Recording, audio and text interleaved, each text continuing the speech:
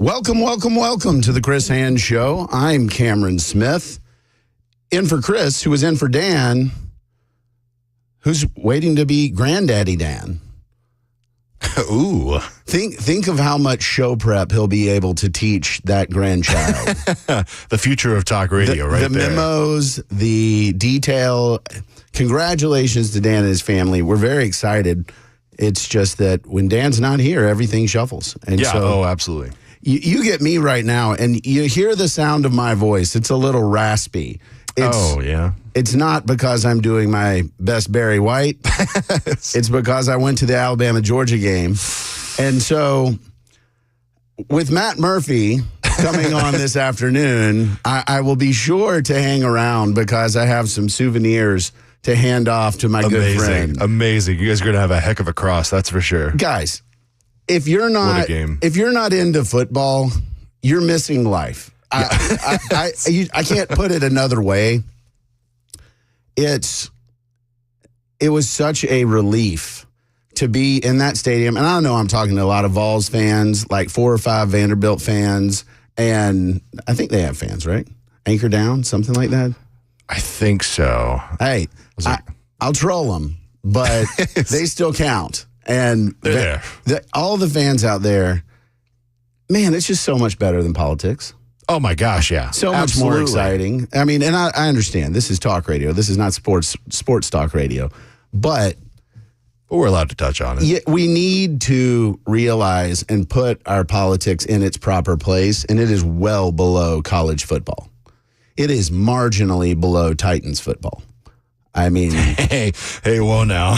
Watch your words there. The Monday night thriller that's coming with a Tua-less Miami and I don't know how you say the word for not having a right side of the offensive line, but that for the Titans. Yeah.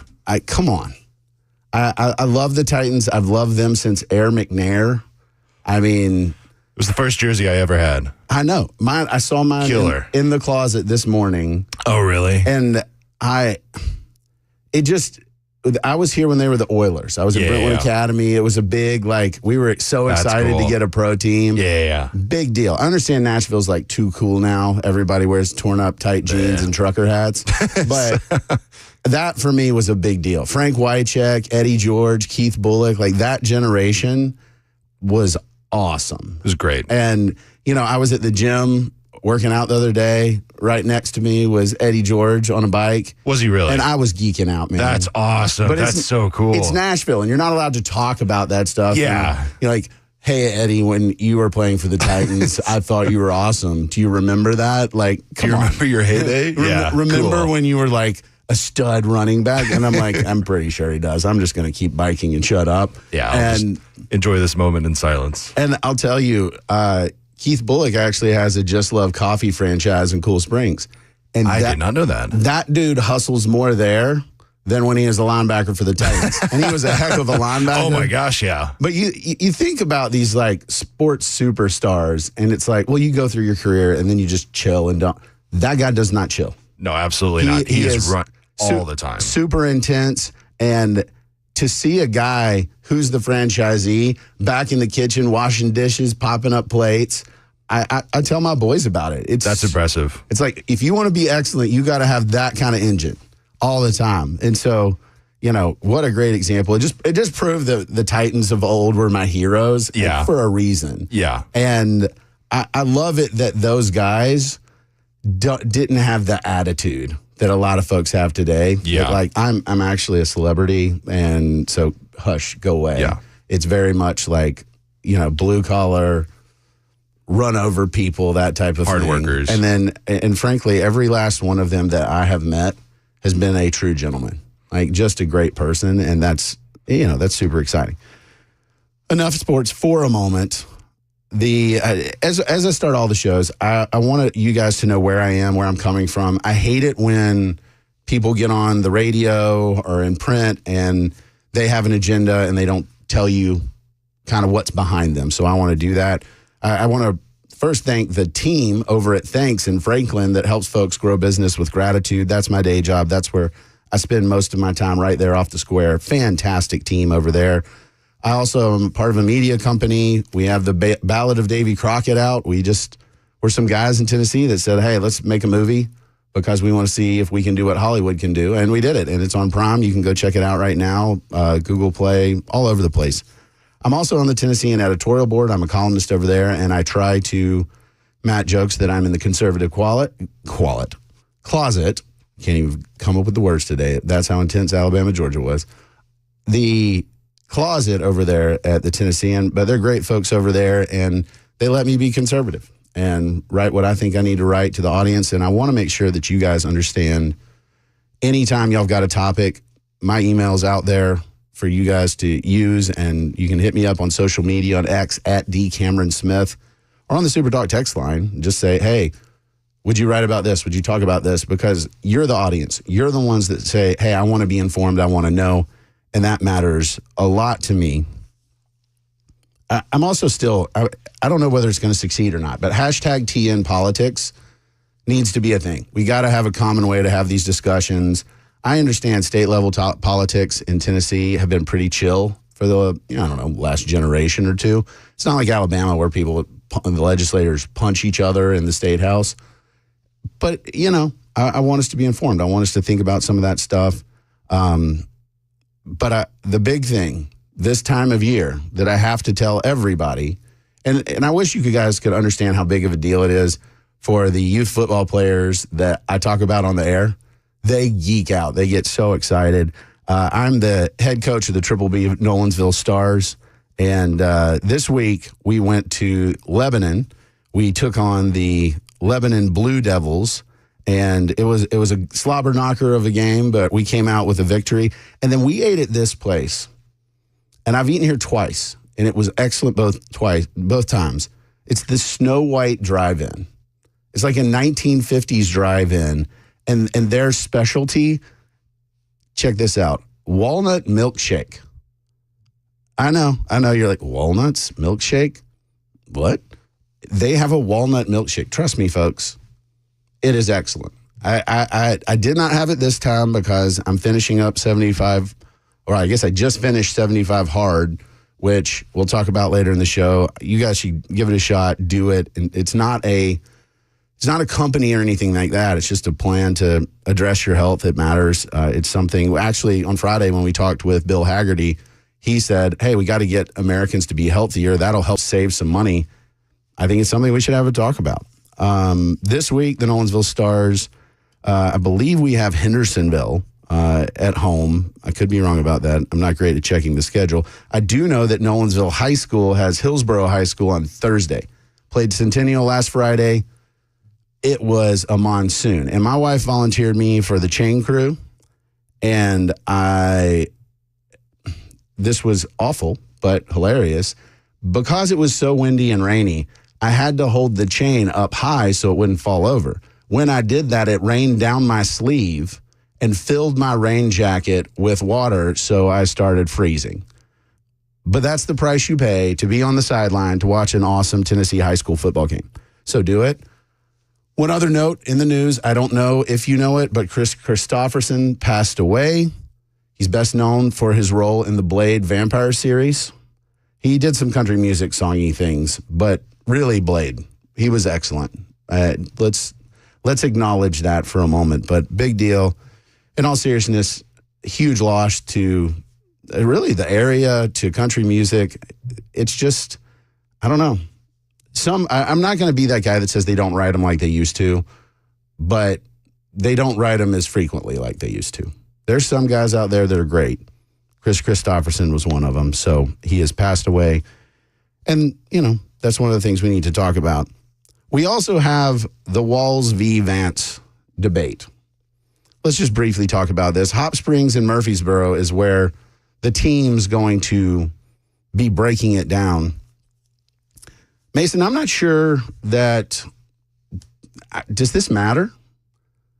Is this debate going to swing anybody's opinion? I doubt it's going to swing anybody's opinion just because of how the last one went. I think, and especially because it's Vance versus Walls. Right. We all have some heavy opinions against Coach Walls over there. Yeah, well, that's what's going to happen. It's going to be like, are you going to come in here and win one for the Gipper?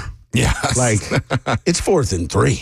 Yeah. We have to throw the long bomb. And everybody's going to be like, you're not a football coach right now. You're trying to be vice president of the United States. How about we talk about the goal line along the border? Yeah. Let's do and Let's set some defense up there. So I think it's a little bit of a trap for Vance. So he's got to be super careful in this 100%. one because I've interacted with JD Vance on a couple of occasions, and this dude is smart. Like that level of smart where you're sort of like, that's a little weird. That's what the Democrats would say, obviously. But in fairness, he's that gifted and talented in that respect. He is very focused, very articulate, and I think sometimes he misses the folksy human connection. And I'm a little concerned that he's going to come across as a cold lizard person if he's not careful against Walls's folksy, I'm not going to talk policy. I'm going to talk about winning the game of life. And like a true Vols fan, he's going to talk about winning a life championship and that sort of thing. So I don't know. I just don't see a huge advantage here for either camp. If there's a camp that could slightly benefit from this, it's probably the Harris-Walz ticket because this happened in the Harris-Trump debate. We saw Harris very disciplined. She did her thing. Trump was Trump. Take it good or bad, it doesn't matter. Trump was Trump. She was very disciplined. And the folks I asked who aren't in the talk radio land, who aren't in political circles, they said, hey, well, she seemed pretty likable. Like she was generally somebody who seemed normal-ish. And that matters a lot right now. It is, how do I feel about the candidate? And I understand on the Super Talk text line, a lot of y'all are going to tell me it doesn't matter. Yes, it does. It absolutely matters. Trump's policies, a lot of them were excellent during his administration. He is right to say, hey, your life was better when I was president. You don't have to like me, but your life was better. Vote for a better life. I'm concerned that was a lot of voters held their nose and said, hey, you know what? At the time, we didn't like Clinton at all. He's kind of an unknown, so they kind of held their nose. You had a lot of nose holding for candidates. Nobody liked Joe Biden. Let's be real clear. It was the second election was people who hated Trump, people who loved Trump. That was that one. And I think that's basically what we're going to have here. I haven't talked to Democrats that were like, let me tell you why I think Kamala Harris is wonderful and her policies are delightful. I've had folks say, well, Trump this, Trump that, threat to democracy, won't leave this time, whatever, right? I think that's where this election is. And so if Walz comes across as very likable and folksy and people are like, he's an everyday American guy, they're not going to think about his COVID policies or his snitch line or anything like that. They're going to say, oh, he's likable. And we'll talk about where that likability has gone because that's a metric I pay attention to for Harris, for Trump, because I think it matters so much. We got to take a break now. I'm Cameron Smith. This is the Chris Hand Show, and you're listening to Super Talk 99.7. Hey, what's up, guys? This is Matt Murphy for Members Nutrition. I want to tell you about the Members Nutrition difference, and I want to encourage you to go over to the Members Nutrition website. Number one, they believe at Members Nutrition that they can sell vitamins and supplements at a lower cost point, and they're doing it every single day at membersnutrition.com. Number two, they want to make these products right here in the United States of America, not from some overseas company, and they do that every single day. I encourage you to go to membersnutrition.com. You'll get 50% off your purchase price at checkout. You don't have to put in any codes. Just go to membersnutrition.com. Once again, membersnutrition.com.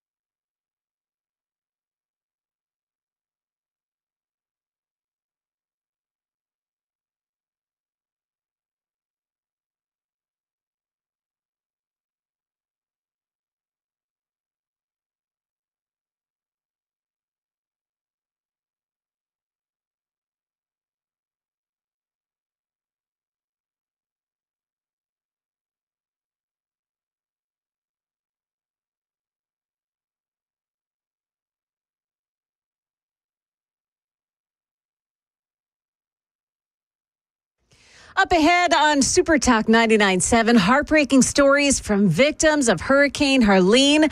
Also, how the presidential candidates plan to respond to the hurricane disaster. Those stories coming up at 9:30 on Super Talk 99.7 WTN.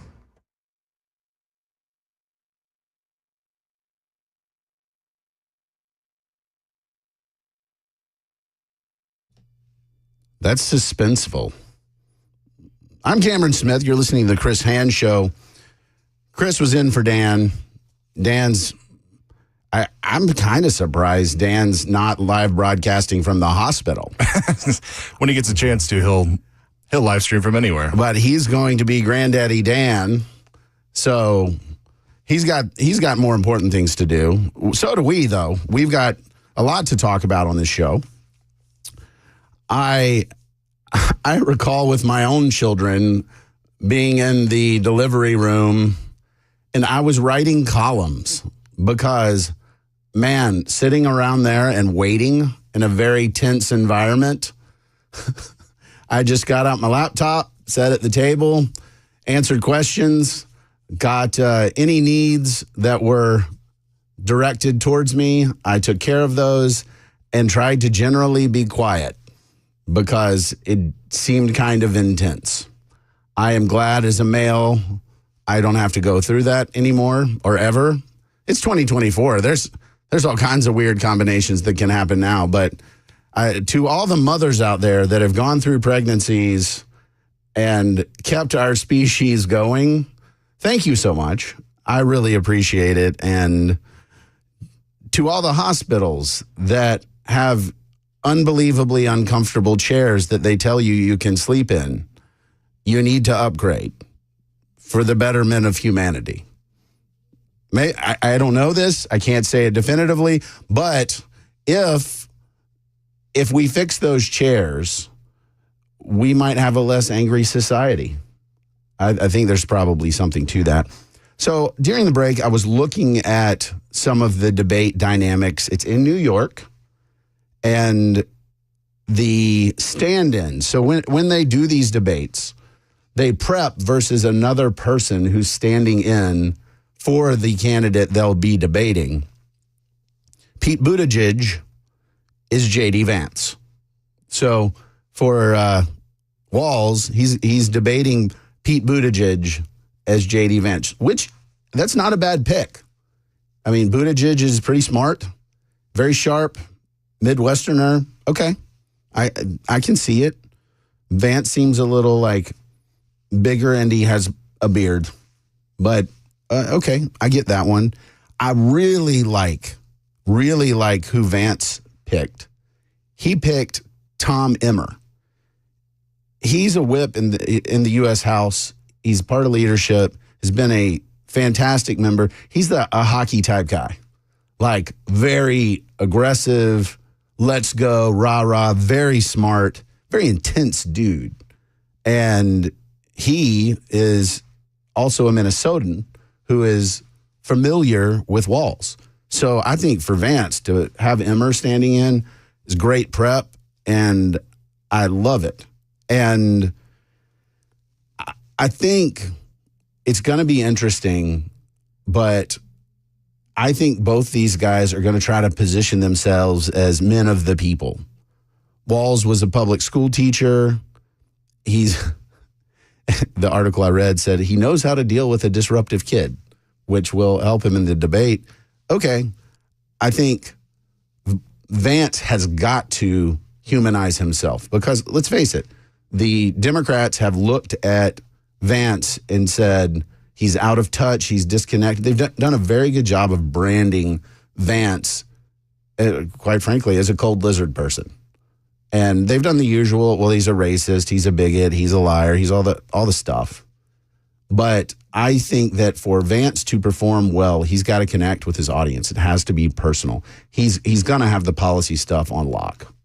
There's no question in my mind. He's a Yale guy. He's very talented, very smart. And the real question is, can he compete with Walls's, oh, shucks, guys, this is about you. That's where Walls is going to be. None of these folks, here's what the political class has been taught. And you guys have taught me this, because the moment that you think that policy is going to carry you because you have all the best ideas is the moment you put your audience to sleep. I can talk to you about the nuances of the regulatory state. I am well versed and a subject matter expert. Y'all have already started to doze just in that little snip. And so the political class has said, well, they want to be entertained. They want to see a battle. They want to see someone like them punching another politician in the mouth. And that's what they know. That's the reason a lot of these policy answers are thin, is people say, oh, I'd like to hear a little bit more about, but really when that TV goes on, those lights come up, it's get after it. I want to see who's the better pugilist, who can punch the other guy more effective. I'm not saying that's a good thing. I'm simply saying that's where our political climate is, and that's what's going on. We got to take a break, but then we'll continue to break this down. We'll talk Ukraine. We'll talk a bunch of other stuff that's going on around America, around the world. I'm Cameron Smith. This is the Chris Hand Show, and you're listening to Super Talk 99.7.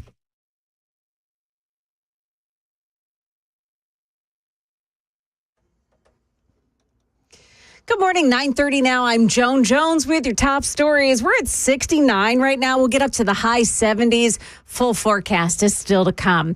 Across the southeast, widespread damage still rolling in the wake of Hurricane Helene. The storm now claiming more than 116 lives and knocking out power to millions. Western North Carolina, especially hard hit, at least 30 deaths reported in the Asheville area. ABC's Faith Abube is there. She's reporting on recovery efforts. In Asheville, North Carolina, Helene and a separate system dumping 14 inches of rain combined and as much as 30 inches in nearby mountains, triggering flash flooding and landslides. More than 500 National Guards members joining local emergency responders, conducting search and rescue missions, delivering supplies, and working to restore infrastructure. Asheville's water system severely damaged too. We're going to be cleaning up a long time. Residents facing long lines for gas all weekend. And here in Tennessee, more than 73 people still missing in Unicoi County. Many family members there holding up photos of their loved ones at a press conference yesterday. And the county's emergency manager on the efforts to find everyone. Many of the first responders who are working right now do not have water, don't have electricity, and they're leaving their families to come help others. Some very emotional responses there, and some are telling heartbreaking stories about the loss of their loved ones. Her sister called her family to say goodbye because they knew they weren't going to make it. So they were able to call them and talk to them. She talked to her kids. Now, former President Donald Trump says he'll visit Valdosta, Georgia today to receive a briefing on storm damage and to facilitate the distribution of relief supplies. Kamala Harris planned to cut short a campaign trip in Nevada to take part in briefings in Washington, D.C. That's the latest news. Weather still to come. I'm Joan Jones, WTN News. The guaranteed offer is the easiest way to sell your home. It's really simple. We bring you an all-cash offer. You close in as little as 21 days. No home inspections, no lock boxes, no open houses. Go to markspain.com to get a guaranteed offer and start packing.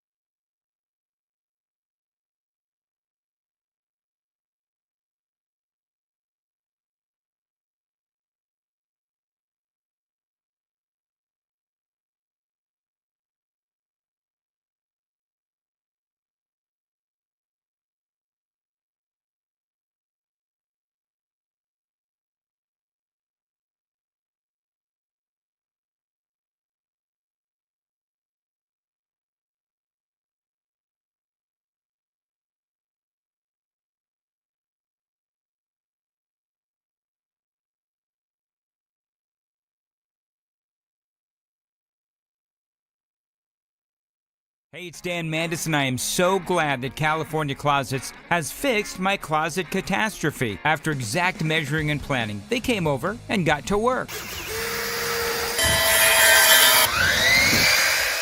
Yeah, once it was all plotted out on their 3D CAD system, the pieces are measured, cut, and precisely installed into my space. It was clean, fast, and professional, and above all, my new closets look and function great. Now, this was my dormer, and now this is my new dormer thanks to California Closets. Look at all of this added space for shirts and shoes, you name it, and it is cut so precisely, simply amazing. And my old closet that has now been reborn as the ultimate in style and functionality, making the best use of the space that I had. They can work on just about anything: bedrooms, garages, home offices, closets, pantries, and so much more. Find them online, CaliforniaClosets.com, and see what they can do for you. You can schedule a free design consultation. Mention my name, CaliforniaClosets.com.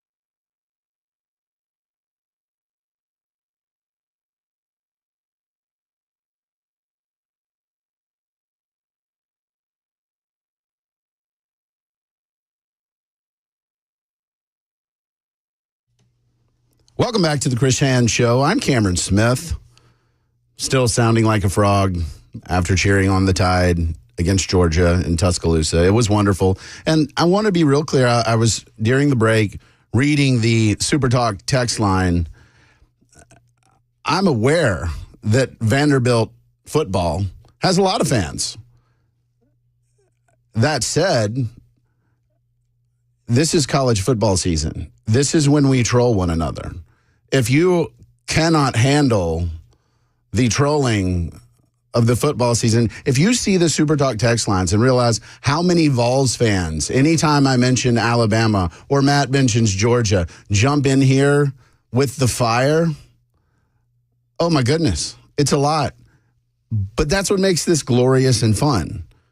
We got to be able to rib each other. And look, it's not Vanderbilt's fault that you could fit 2 Vanderbilt stadiums in Bryant-Denny Stadium. Like, and you'd have some seats left over. It's just how it rolls. And I went to school at Bruin Academy with a lot of Commodores who would end up being Commodores and have dear family friends who troll me by saying, don't worry, the Alabama fans will end up working for us. And they're not wrong. There's a lot of truth to that Vanderbilt degree. It is quite helpful. So I wanted to chill out some of that. It's okay. It's okay. It's not hate-filled. This is more, I understand we sometimes confuse the political rhetoric and the football rhetoric. The football rhetoric's fun. Also, in no way was I comparing sleeping in a hospital delivery room chair with childbirth. In no way. I don't know. That's what I heard. No, Mason. And Jones back there keeping us informed. No. The chair is uncomfortable. I have no cognitive sense of how awful it could be to deliver a child. That seems incredibly unfun. I've witnessed it 3 times, and every time I'm like, oh. Incredibly unfun sort of minimizes, how it really feels. I don't have words to describe what I saw. So I'm just like, oh, wow. Sounds like understatement of the year. Yeah. I never. And yet you said, honey, let's have another baby. Yes.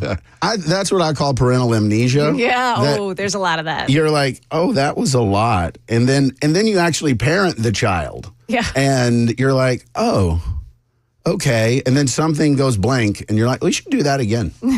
And then again. And then in my case, we're like, let's foster. Let's just keep going because we like these people in our house. And so far, so good. But now that they're taller than me and starting to shave, I'm like, well, who are you?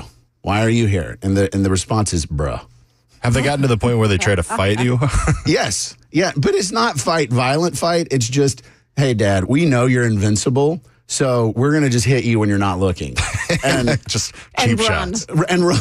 Now they don't run. They're like, oh, because they see the look on my face. And I'm like, I'm trying to get a snack out of the refrigerator. Why did you try to tackle me?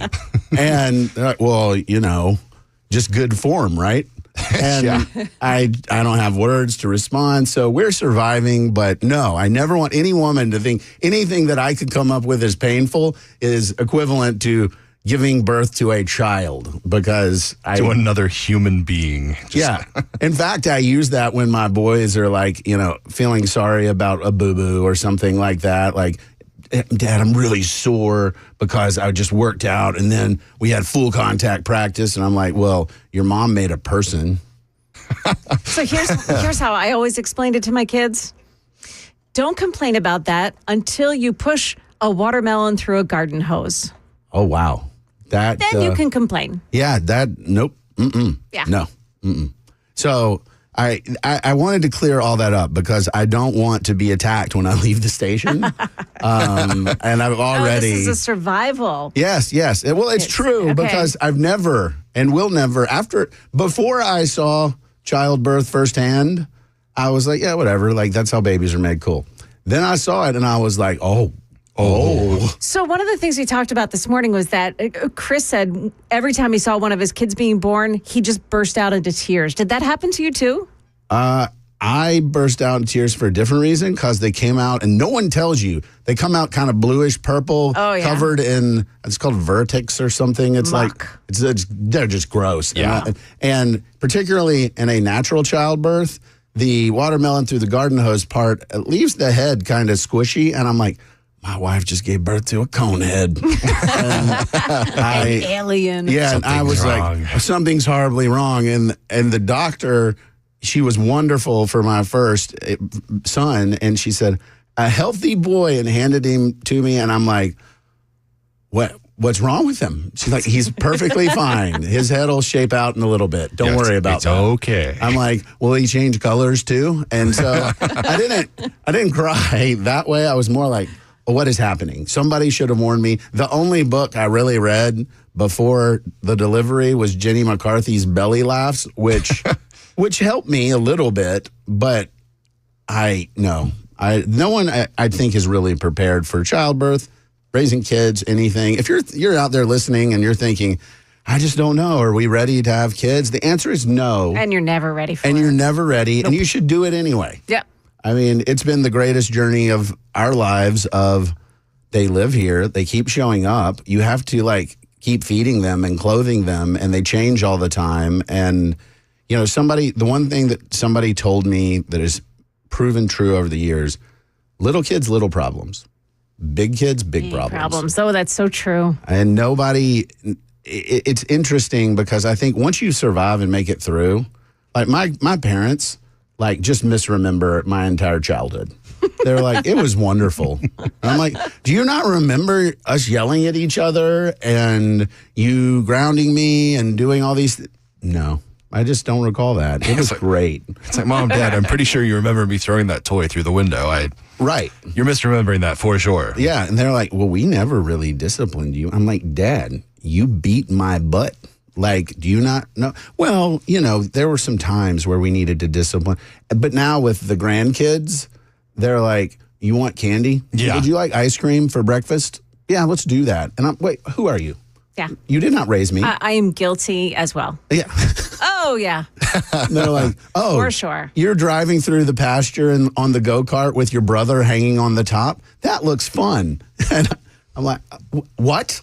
You were constant. In fairness, my parents, their idea of safety was like, guys, when you go outside to have a bottle rocket war, make sure you wear eye protection. Yeah. You don't want to punch your eye out. You don't want to blow it out. Yeah. And we were shooting each other with Roman candles. Yeah. I got the same response. Yeah. Just saying. One time in our neighborhood in Brentwood, we were having said bottle rocket war, and one of my buddies, one of those informational mailboxes, he shot one into it and it exploded. It made a really loud noise, right? Oh, Needless to say, the neighbors were not excited. Oh, really? And they called the cops. And they're like, there are some miscreants out there, destroying everything. And we weren't. We didn't break anything. It just happened to go there. And we took it out after it blew up.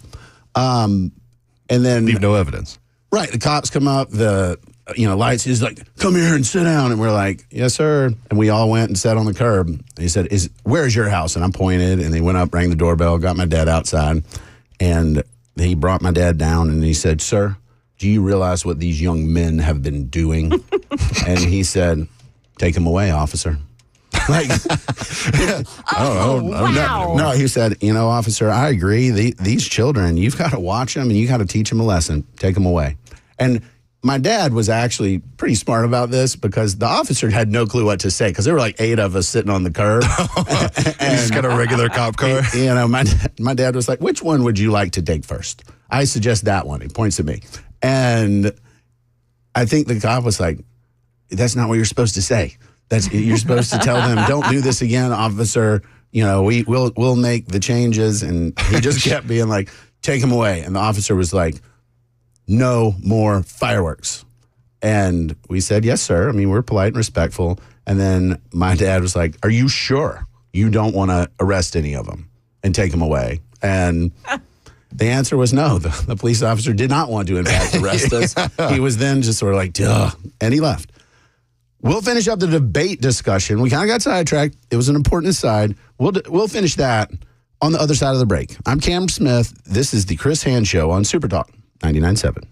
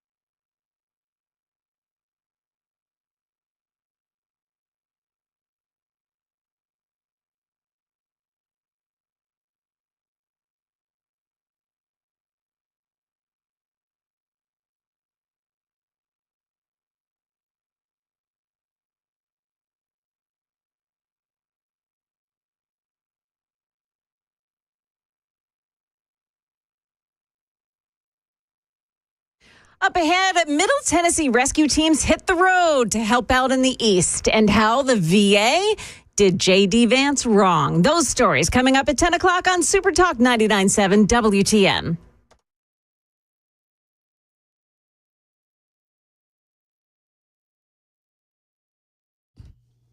This is a solid throwback. I like it a lot. Don't we have the best bumpers? These are good bumpers. These are good ones. Chris has worked hard for these. I hear that P. Diddy has some great bumpers. Cool. Yep. And 1,000 bottles of baby oil. As you do. You know? I'm just going to turn the wheel to the right and steer clear of that conversation. Yes, I saw his attorney on television when asked about the 1,000 bottles of baby oil. Just basically pivot briefly to, hey, actually Americans buy in bulk all the time. I mean, like Costco. And then kept talking. And I'm like, wait, your explanation for having 1,000 bottles of baby oil is, well, Americans like Costco. He's the one guy in those math problems you saw in high school. Yes. He's like, why is this one guy buying like 4,000 watermelons? Why is this guy buying 1,000 bottles of baby oil? Right. And that would have been an equally good explanation. Really, when you think about it, it's just like a math problem in high school. That situation is going to get wild quick because you're going to have a lot of people that don't want to be in the press being in the press. Oh, absolutely. And I don't think we need to bring Diddy anywhere near high school. No, it does not seem like we do. Several of y'all have wanted to talk a little bit more about Walls v. Vance. I think we can do that. We need to do it on the other side of the break. Jason jumped in and said, if I hear bruh or Riz one more time, there's a potential for someone to die. And I kind of agree, but I've also heard cuh. Oh, I hate cuh. It's not even cousin. And when your oldest son is like, cuh, and I'm your dad. If I'm your dad and cousin, that's a real. There's a situation that needs to be. That's further south. That's different. Yeah, I mean, you do root for the team. I do root for the Crimson Tide. But yeah, I mean, that's where it's interesting to see as your kids get older, they develop a whole new language.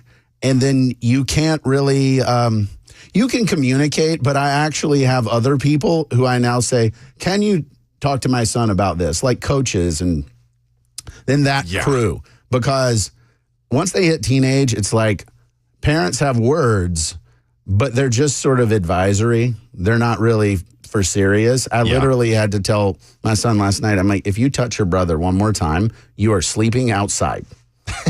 And he looked at me and I looked at him and he was checking to see if I was serious, and then he didn't touch his brother again. So we're in that phase. It's okay. It's just way different than I had expected. So when we come back, I want to know what the plan is for all these foreign wars. We got to talk about that. We'll do the debate a little bit more first. There's some phrases that we need to watch out for because I know exactly where Walls is going to go after J.D. Vance, what he's going to hit him. And I saw the button all over Tuscaloosa. They're eating the dogs. And it was a glorious, glorious button. That's one of the phrases. Maybe you can guess the other ones. We're about to take a break, and we're going to come back. 2 more hours of the Chris Hand Show. I'm Cameron Smith. You're listening to Super Talk 99.7.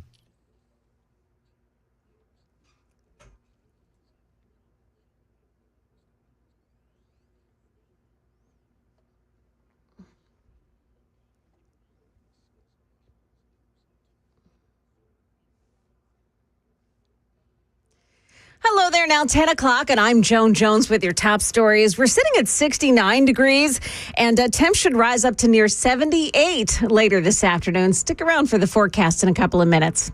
Hurricane Helene has wandered off the Atlantic coast and fizzled out, but the damage it left behind is extreme. In Burke County, North Carolina, Alan Hogan and his family evacuated their camper before Helene arrived. He has seen flooding before. So it looks pretty familiar, but heartbreaking. Millions have been affected by the storm, but the Reverend Jack Holmesley of Calvary Baptist Church in Charlotte says, I've been amazed at the spirit of these people.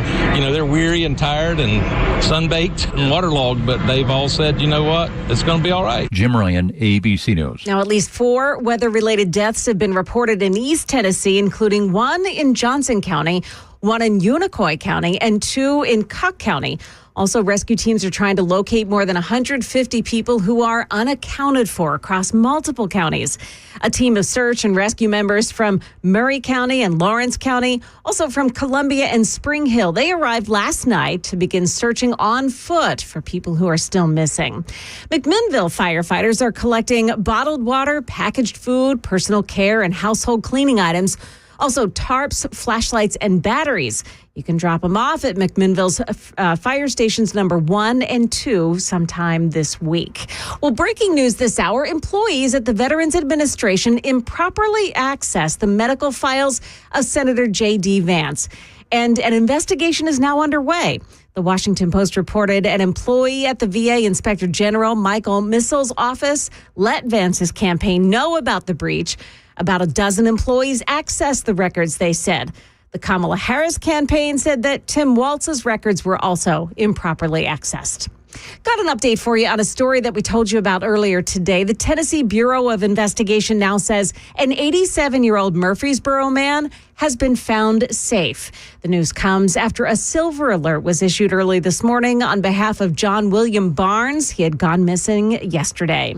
And in Conyers, Georgia, just outside of Atlanta, an investigation now underway into a massive chemical plant fire that sent 17,000 people out of their homes. The fire initially broke out in the morning inside the Biolab pool chemical plant when water from a sprinkler mixed with a product and caused a chemical reaction. Firefighters were able to put out those first flames, but then the fire later reignited and the building collapsed. Investigators aren't sure yet which chemicals burned and released into the air or what caused the fire to reignite. That's ABC's Steve Osinsami. That's the latest news. Weather's still to come here. I'm Joan Jones, WTN News.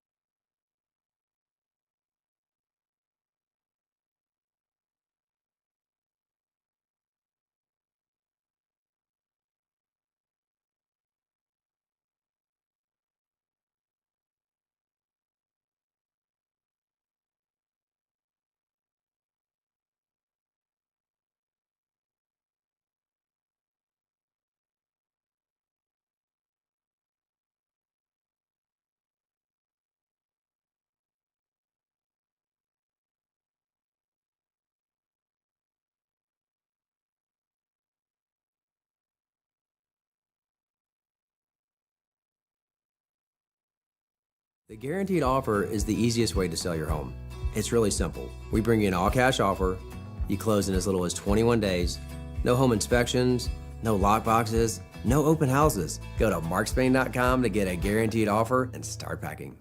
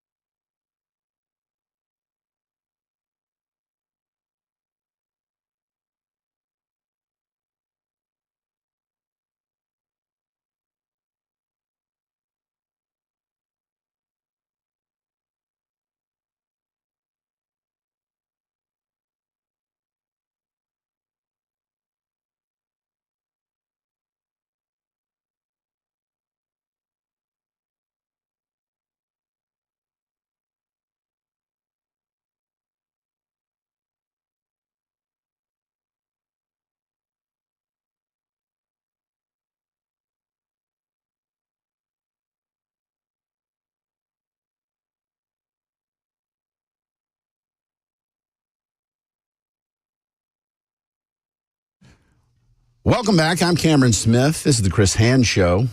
Chris filled in for Dan this morning. Dan is waiting on the arrival of his grandchild. So our thoughts are with him and his crew. It's very exciting. Super exciting. Several of y'all have chimed in on that topic, and I want to be responsive to you as a host. 3415 said, I'm 50. My wife's 46. Just had a baby. It's our first bio kid after 23 years of trying. That is awesome. Congrats. Yes, congrats are there. But, y'all, this is, when we talk about families, it's not just a off-the-cuff conversation. You want to make America great again? Focus on families. That is something that I think a lot of politicians miss, and there's a reason for that. A lot of our politicians are older than dirt. And they, like I mentioned with my own parents, they kind of forget what it was like to be in the fog of parenting. And there's a lot of other things that you can focus on. And I think that changes. We'll talk about it a little bit. Trevor wants to know, what are the chances of a baby having Dan's hair?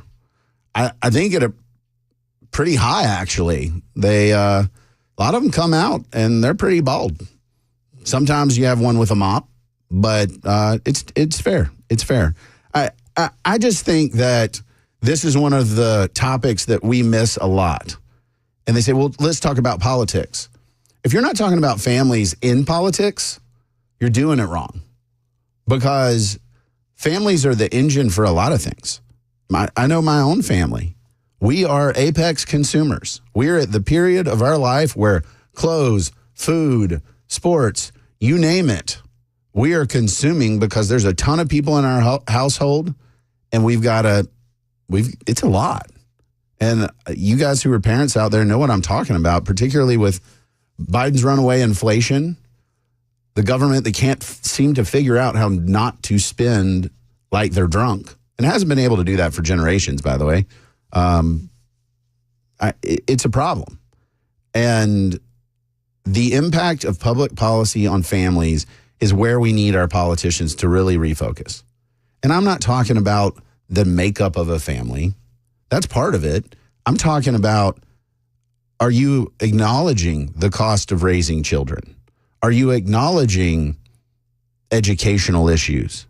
We talk about them in the abstract, but hey, I know a lot of parents who, for the first time in a long time, post-COVID, are really paying attention to education and saying, what are you actually teaching my kid in these public schools? What are you teaching my kid in these private schools? Are they learning skills that will be useful for them for the rest of their lives? I'm not saying that you don't need to pay attention to the rest of the demographics in America. I'm simply saying, if you leave families out, they're going to remember that and they vote. And I think it's a big, big deal to talk to folks about those policies. I know Senator Katie Britt's done a good job, and Senator Marsha Blackburn, both acknowledging the challenges that parents face with technology right now. It's huge. The devices are everywhere, and they are gateways to all kinds of harm and awful things. And the political class has largely kind of ignored that. It's almost like big tech is funding their campaigns or something. That'd be weird. But man, there's a lot that people are concerned about with their families. A lot of folks, how are we going to make ends meet? And politicians want to say things like, oh, well, China. I get it. I am very much, hey, China represents a threat on a number of fronts. Not being able to put food on the table for your family is even more. My wife sees this constantly. She's a teacher, and she's in a bunch of these different groups that chat and talk. And the questions are things like, hey, I've got a family of 5. Here's my budget. Here's what I've got. How can I make meals for the week that are healthy and nutritious and provide for my family? And sometimes the answers are tough because, hey, food and stuff like that's through the roof. Let me wrap up the debate stuff real quick. And again, I want to clarify, Members Nutrition Super Text line 615-737-9986. I'm talking about the attack points the Democrats are going to use and how Vance can counter. I'm not suggesting that Vance can't be relatable or can't engage. I just think that being prepared for these things really matters. And this is where the Democrats have launched the weird campaign. Y'all are familiar with it, where everything Republicans do is weird, haha. It's weird. That's why, and some of y'all disagree with me, but that's why they're eating the dogs, they're eating the cats stuff in Springfield worked for Democrats. It didn't. The immigration issue is, Trump's already won that. Like, nobody actually trusts the Biden-Harris administration to handle immigration well. But instead of drubbing them on rampant illegal immigration, drubbing them on the crime associated with that, they say, look at these weird folks focused on eating dogs. Huh. And they pivot to something they want to talk about. And I'm telling you, this is where Waltz is going to attack Vance. He's going to do you had an awkward interaction with donut shop workers. If we don't hear the phrase childless cat ladies at least once, I'd be shocked. Because he wants to hit him. He's going to hit him on there eating the dogs. I promise you.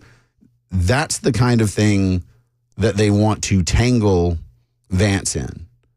Because if we talk about the issues, we saw this with Biden, and it's the truth now.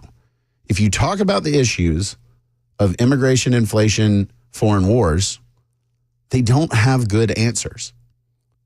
This is where Governor Walz said, we can't stand 4 more years of this. And the obvious response to that is, Harris is the past 4 years. That she's the incumbent. And that's Vance's counter. That's the right answer. You're trying to act as if you have no policy record. You're acting as if you're the change candidate and Trump is the incumbent. That's just false, but they've been able to get away with it. That's the narrative. And Trump, or I should say Vance, needs to drag them kicking and screaming back into explain yourself. Explain Harris's role in this administration. Is she not a part because she's not competent, or was she the last person in the room and is responsible for the things that we're seeing? Which is it? That's the question Vance needs to put to Walz. Walz needs to have to explain why we shouldn't blame Harris for all of this stuff. And I think if it's a personality thing, that favors Walz. If it's a let me prosecute the case against the current administration, I think Vance is going to do very well. I think that's the difference between Trump and Harris in that first debate. She was a prosecutor going after him, and it caught him off guard. I think it did. I don't think Vance makes the same mistake. I think Vance forces Walz to have to answer, and I expect this thing to be really heated. I don't think it's going to be like, hey, buddy, how you doing? But the hardest thing is to throttle between different modes of debate. Everybody wants to go one tone. Either it's attack or it's folksy. After the last debate, and this is pretty consistent across debates, folks want to see that you can attack and make your points and be positive. The positivity about the future is something that a lot of voters care about. And most of you listening to me are pretty informed voters. You know what's going on. You pay attention. You watch the news. There are a lot of voters that don't. And over the last month, they're just now tuning in with a little bit to go. So imagine that the past is largely deleted. People are in the moment, in the present. I'm not arguing with you. I'm a policy nerd. I think that policy does matter. I just know that if you're trying to swing the needle over a month, explaining policies is really tough. And we've seen Trump try to do this. He did it with his 10% credit card fees, a cap on those. We've seen him do it with IVF, putting an insurance mandate there. That's not supposed to appeal to base conservatives. Anybody who's been a conservative for any amount of time looks at those and like, those are big government policies. For example, the 10% cap on credit card fees, the lowest Bernie Sanders and AOC were willing to go was 15%. And they're actual socialists. So the actual socialist wouldn't go that far. What Trump's doing is he's saying, hey, I got to make an appeal to voters who aren't normally on my team. They aren't normally in the camp with me. I've got a good economic argument that I'm making. Your economics were better under me. What do you have to lose? And I'm going to try to go after some of those voters in the middle who might say, well, hey, I really like the idea of temporarily capping credit card fees until I can get my feet under me. I might like the idea, I'm trying to have a family and IVF's really expensive. I might like the idea of the government being, forcing private insurers to do this thing. It's not even remotely conservative policy, but it's pretty sound politics when he's paying attention. If folks are saying, hey, Trump doesn't even want IVF. He wants to ban IVF. And he's like, no, actually, I want the government to pay for the service. As a conservative, it makes my skin crawl, but I understand the politics. And that's what needs to happen here with Vance. I'm not saying come up with policies that aren't conservative. I am saying the focus needs to be on who are the voters that haven't made up their mind and how can you help them join your team? Because right now, that's the name of the game. And it's easy in Tennessee. Let me let you in on a little secret. Tennessee's going for Trump. It's not going to be close. It's how about Colorado? How about Pennsylvania? How about Arizona? How about Nevada? Where are these states going to go? Michigan. How are they going to go? And what can Trump, for example, do to win them over? And Harris has already put out the blueprint. As I've said on Matt's show, it's hope and change hides in the basement. Or actually, in her case, joy. That's the theme. Joy hides in the basement. Very controlled. Don't let her be off the cuff unless you have to, because she's going to put her foot in her mouth. To be clear, being president is not just a matter of how good you are on your feet. It's can you competently administer the federal government? And to put out good talking points, to be disciplined, that's her only chance, because the election is she's so underwater on the issues that matter to voters. Where she's not underwater is likability. They have completely reinvented her as a candidate, and it is powerful. We got to take a break, but I'll talk about that. I'll talk about the polling. I don't think polling's right on outcomes. It's too close to call right now. But in terms of favorability, that's a directional one that I do think the polls, particularly aggregates of a bunch of polls, get pretty right.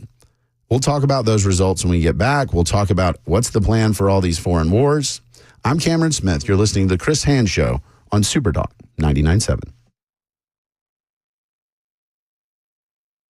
Hey, what's up, guys? This is Matt Murphy for Members Nutrition. I want to tell you about the Members Nutrition difference, and I want to encourage you to go over to the Members Nutrition website. Number one, they believe at Members Nutrition that they can sell vitamins and supplements at a lower cost point, and they're doing it every single day at membersnutrition.com. Number two, they want to make these products right here in the United States of America, not from some overseas company, and they do that every single day. I encourage you to go to membersnutrition.com. You'll get 50% off your purchase price at checkout. You don't have to put in any codes. Just go to membersnutrition.com. Once again, membersnutrition.com.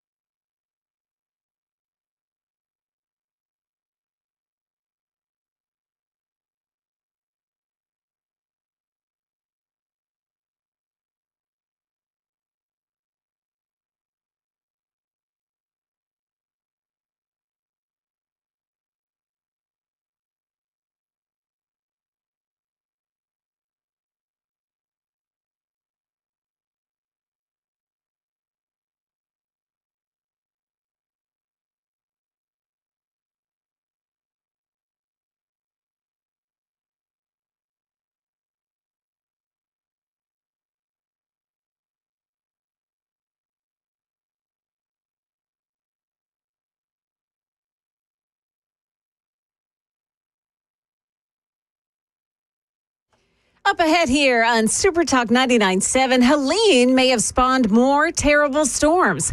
Also, a joyride in a stolen car ended tragically this morning. Those stories at 10:30 on Super Talk 99.7 WTN.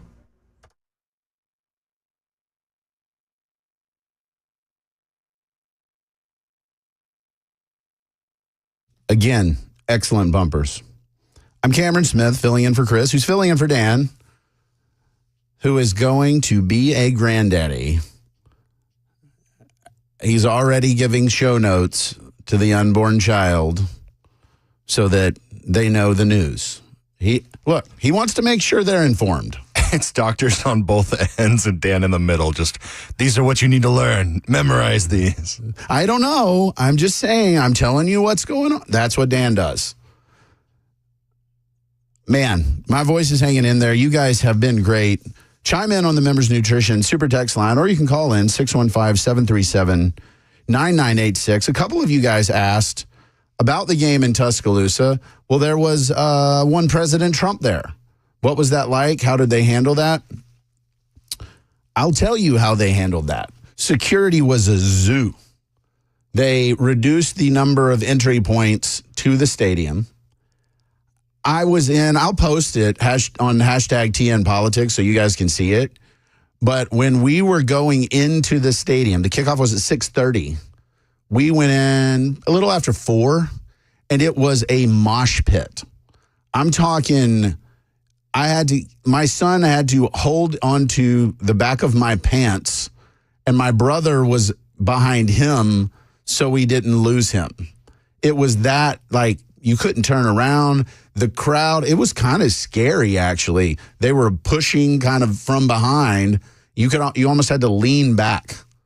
And then it was TSA-style screening there in terms of, they were actually checking. Normally, they sort of let you through it, but they were wanting everybody that set off the metal detectors. It was a lot. Then when we got to our seats, look, it's Alabama. That stadium had to have been at least 70%, 60% Republicans who were interested anyway, and everybody's looking around. And there was one of the boxes behind me and to the left that had glass plating over it that's not normally there. And what I can only assume is that was ballistic glass. And the wild thing about it is they had lights in there. So all the other boxes around the stadium were well lit, like you can see in them, that sort of thing. That box was dark. And at various times they turned a light on the inside so it kind of just washed out. So I'm guessing folks from inside could see out, but you really couldn't see in. And obviously with the president having 2 failed assassination attempts, I think we can all understand why they would want to do that. But for the whole evening, you didn't know when he arrived and you didn't know when he left. And it was a wild box. I would have been excited to be in the box even if Trump wasn't there, because it was Tommy Tuberville, Katie Britt, and their senators from Alabama, so that's fine. John Daly, Kid Rock, Hank Williams Jr. I mean, it was a wild crew. And then obviously the former president. And I guess it was close to halftime. They recognized him as being there. He waved for about 10 seconds. They put him on the Jumbotron, and that was it. Like, we did not hear anything about it the rest of the game. And in fairness, it's a college football game. I appreciated that as a fan to not make it a political event, but they very much didn't. I mean, other than security and the 10 seconds of him waving, you would have never known he was there. But, I mean, good grief. There were a lot of people with some pretty awesome guns hanging around the perimeter, snipers, everything. And I was actually communicating with a member of Congress who I hadn't seen in a while, wanted to catch up, and they couldn't even, even though they were escorted, they couldn't deviate. They couldn't go on different pathways. I mean, they had, here's where you go, here's where you are. So he was there, by all accounts, enjoyed the game. I'm not sure if it helps him with Georgia losing. I don't want Georgia football fans to think, well, Trump showed up and we lost, so I guess I can't vote for him. But hey, it is the South, and yes, people will vote based on their politics and their football. But it was really, really interesting. And yeah, Sandra and Ray both said they did show him in the box on camera. And so, yes, they did. On TV, they saw that. I don't know what he did before the game. But as far as what I saw, I mean, if y'all understood how many people were there, it was absolutely just jam-packed. The quad was jam-packed. Everything was just a throng of humanity. And that largely because of, it was 99% because of the football game.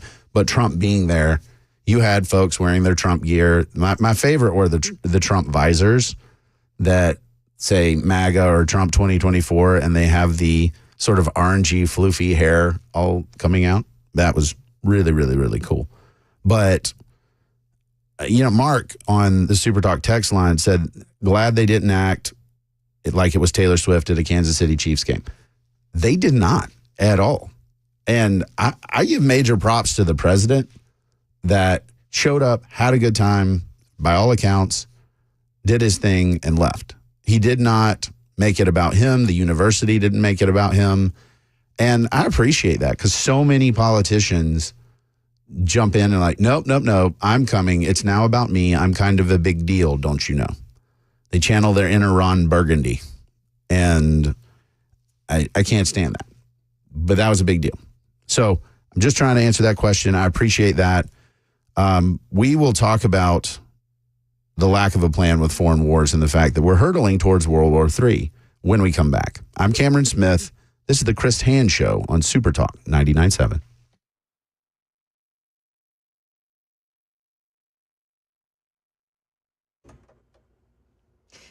Good morning. It's now 10:30, and I'm Joan Jones with your top stories. Right now, 70 degrees. We'll head up to about 78 later. Got your forecast coming up in a couple of minutes. The latest death toll from Hurricane Helene now stands at 116, according to CBS News. 30 fatalities were reported in Buncombe County, North Carolina. That's where the devastated city of Asheville is located. Helene isn't even a blip on the National Hurricane Center map anymore, but forecasters are keeping tabs on several other weather systems. After a weeks-long lull, the tropics have fired up, giving birth to Helene and now Tropical Storm Isaac and Tropical Depression Joyce.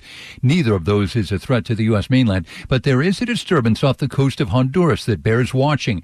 The National Hurricane Center expects it to move into the Gulf of Mexico and could become the next tropical depression by next weekend. That's ABC's Jim Ryan. Well, turns out that a crash that we have been reporting on all morning was actually a car into a pedestrian crash, and police say that the car had been stolen. Metro police say multiple suspects ran away from that crash scene at the intersection of Commerce Street and John Lewis Way, but they were later captured. The vehicle also hit a street sign and a fire hydrant before crashing into a building. The pedestrian was critically injured. Israel has battered Beirut with airstrikes for the first time since October 7th. The attack comes days after Israel assassinated Hezbollah leader Hassan Nasrallah. And this morning, Israeli Prime Minister Benjamin Netanyahu spoke directly to the people of Iran. I know you don't support the rapists and murderers of Hamas and Hezbollah, but your leaders do. You deserve more. The people of Iran should know Israel stands with you. May we together know a future of prosperity and peace. Those comments come in a televised speech. And breaking news, we are just learning of the death of Basketball Hall of Famer Dikembe Mutombo. He was just 58 years old. Mutombo died this morning after a battle with brain cancer. That's the latest news. Weather is next. I'm Joan Jones, WTN News.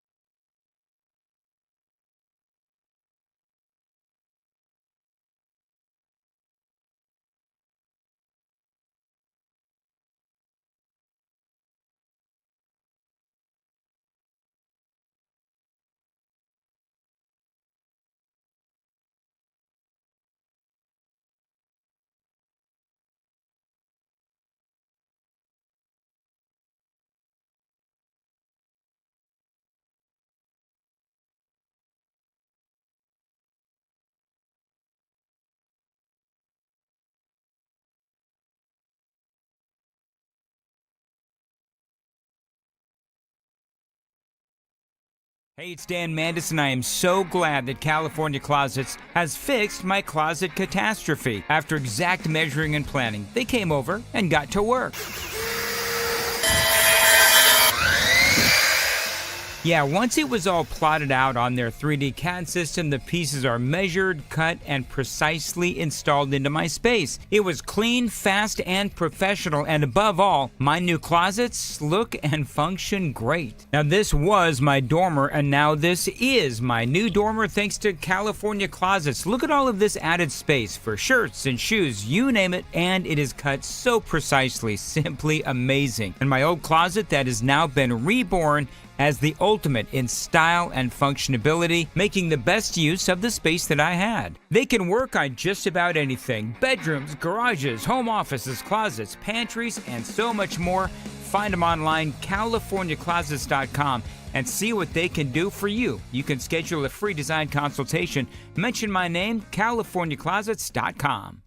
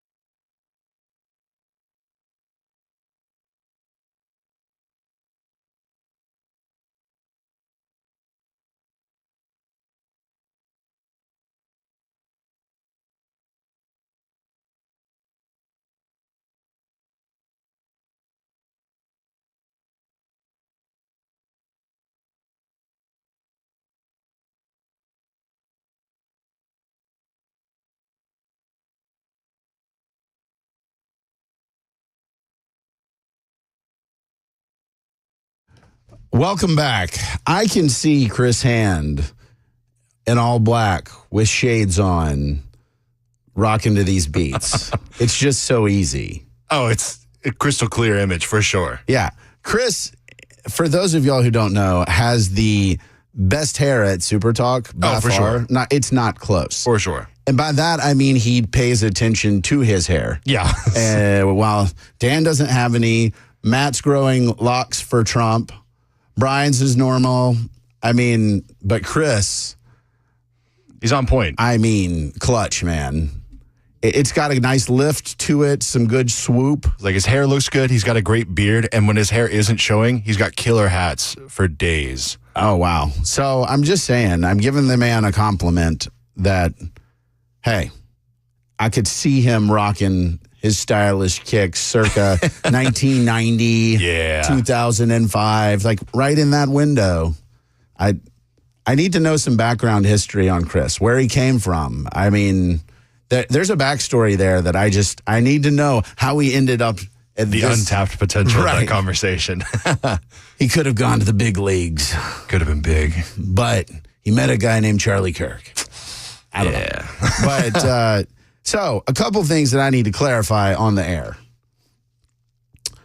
I don't say former President Trump every time because everybody knows that he was the president and is not currently the president. I realize that some folks who are Biden fans, not Trump fans, might feel the need to clarify that Biden is the president right now. But really, does anyone really believe that right now? I mean, somebody's there. There are some people. I'm not sure, since I saw Jill Biden leading a cabinet meeting, that Biden's there. But yes, I know exactly that when Trump served as president. I understand he's the Republican nominee. And so if I say President Trump, I am implying that I'm aware of his terms in office. So I get it, but the idea that I need to clarify every time, I think you guys are capable to understand. A couple other comments I want to address. Mike said in response to talking about the Vance-Walz debate, he's speaking of Vance, he comes across as positive and relatable to me. And Mike said, look, I'm just a middle-class truck driver. I like him and connect with him more than any politician I've seen in a while. If that's true, which I have no reason to believe Mike's lying, and it's true for other folks, Vance is going to wipe the floor with Walz. And I think the connection point is just to be honest about what so many families are feeling, that everything's super expensive, that making sure that our children are educated in a way that isn't against what we value is exhausting. It's something that parents are constantly having to safeguard against the cultural influences that come in and tell you, hey, here's some things that aren't true, but we're saying they are. Right from wrong, good from evil. Like those lines are being blurred all the time in our culture, and so parents have to spend a lot of time. And if Vance can connect with that, it really is going to matter. When I was somewhat facetiously suggesting I needed to know Chris's backstory, all of you, Philip, Sandra, 2669, so many people just chimed in. He's from Canada. Like, that's all I need to know. Gives you enough background. Right. You know what he's talking about. Could he be a Trudeau plant? Ooh. Have we seen the two together? Have we not seen the two together? How could we even know? I don't care enough about Justin Trudeau anyway, so I wouldn't know. With all of these cool bumpers, and look, I mean, I don't think Trudeau's cool enough to have this. I don't. Chris is definitely cooler than Trudeau. 100%. He doesn't want government to take your stuff and tell you what to do as much either. So there's that. But yes, the one common theme that people immediately, when I'm asking where does he come from, what's his background, Canadian. And I don't really know what that means in terms of, should I be excited? Should I be concerned? Are we letting the Canadians just flood across the border? I don't know. But Trevor says he's not Canadian. He was in Canada. But look, if I'm Chris, I'm creating a wonderful backstory that has dubious factual accuracy just for fun. Another point that I think needs to be addressed is the concerns. Hey, well, you're talking about football, you're talking about parenting. Why don't we get to talking about the politics that matter? Without all that other stuff, the politics are pointless. They really are. And I understand that some of you live, eat, sleep, breathe politics. I've spent a lot of my career in and around politics. And I can tell you, if you do not value those other things more than politics, the politics are pointless. The reason politics matters is because families matter. The reason politics matter is because we want to have the resources to go watch a college football game. The reason politics matters is because we want to civilly be able to sit next to our neighbor who disagrees with us radically and cheer on our high school football team. So that to me is one of the biggest misses. And it's not just you guys, it's everybody. We have put too much importance into politics. My goal is make politics irrelevant again. Make politics small again. The idea that the folks that are running for office are going to save us. Jesus alone can save us. Everybody else is just doing a job. And the moment that we decide, if this election, if so-and-so doesn't win, be that Trump, Harris, your favorite third-party person no one's heard about. If they don't win, America's over. America is communist. America is dead. You need to get outside. You need to go see the Vols, the Commodores, the Crimson Tide. Go see the folks over at MTSU. Go watch them. And just spend some time not in politics. Set it down, move away, and then you'll see what I'm talking about. There's a lot of good in America, in spite of our challenges. And I think that's the message that we need to get across to people is, yeah, we got stuff we got to deal with. Yeah, the immigration stuff is not great. Those are some bad policy decisions. But you know what? I love my community. In Nolensville, it's fantastic. We grouse about, strip malls and whether we're getting another Mexican restaurant or something delicious. That's great. That's where we need to be. And, I want to think about that. And Ray pops in, and Ray and I have a running back and forth, have for a long time now. I'm glad to see Ray in the Super Talk text line, 615-737-9986. Are you honestly going to sit there and spew that if Comrade Harris wins, America isn't going to suffer? Joe says, Cameron, if Iran nukes NYC, is who won the Vols game going to matter? So to both you guys, I'll say, yeah, it still matters. It absolutely matters. Think about 9/11. It mattered a lot. We made a lot of policy choices after 9/11, but the best thing that we did to tell the terrorists they lost was to continue our lives. It's to honor those that we lost and to continue our lives, because that's what they hate. They want us to be afraid. They want us to think that if we don't solely focus on them and be scared, that we can't have the life we want. I'll say our political class is like that. They drive fear. They drive the narrative that, and both sides do it. They really do. Think about Harris saying, democracy will die.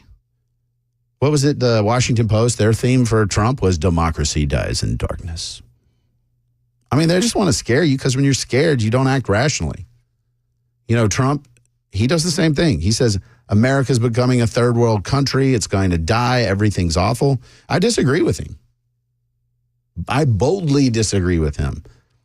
I think we have some policies that are horrific, and the Biden administration has largely failed on major issues in America. But I don't think everything's negative. If we have that approach and we've already lost, right? We should just surrender to the evil forces that have tainted and poisoned what's there. I mean, for example, on some of the gender identity stuff and things that the left is pushing out there as, well, this is the truth. This is right. Well, in my family, in my house, it's wrong. We talk about it. And we say, you know what?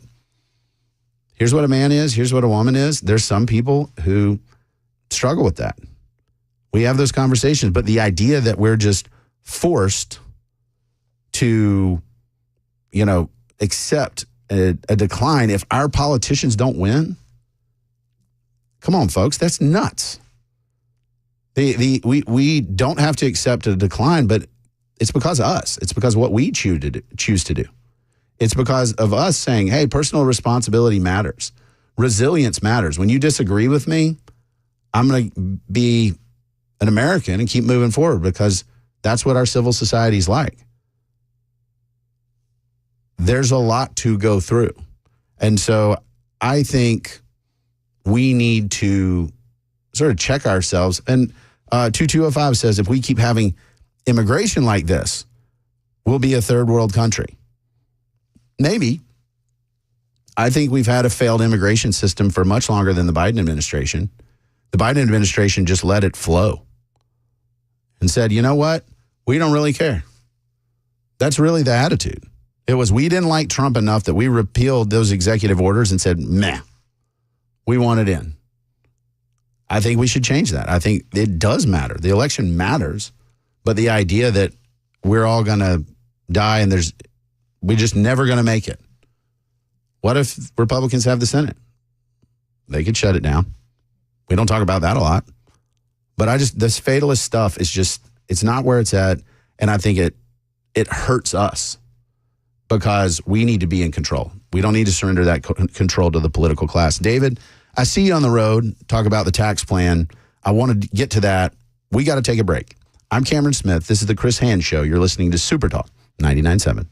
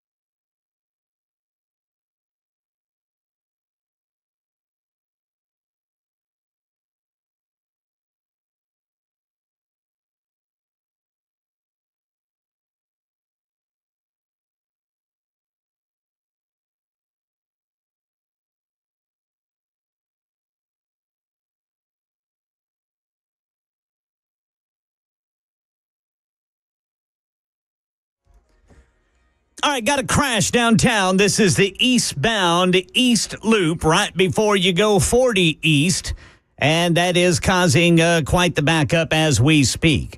There is a major cellular outage we need to tell you about. A lot of you folks here in Middle Tennessee might be able to tell us about it, but I'm going to tell you about it at 11 on Super Talk 99.7 WTN.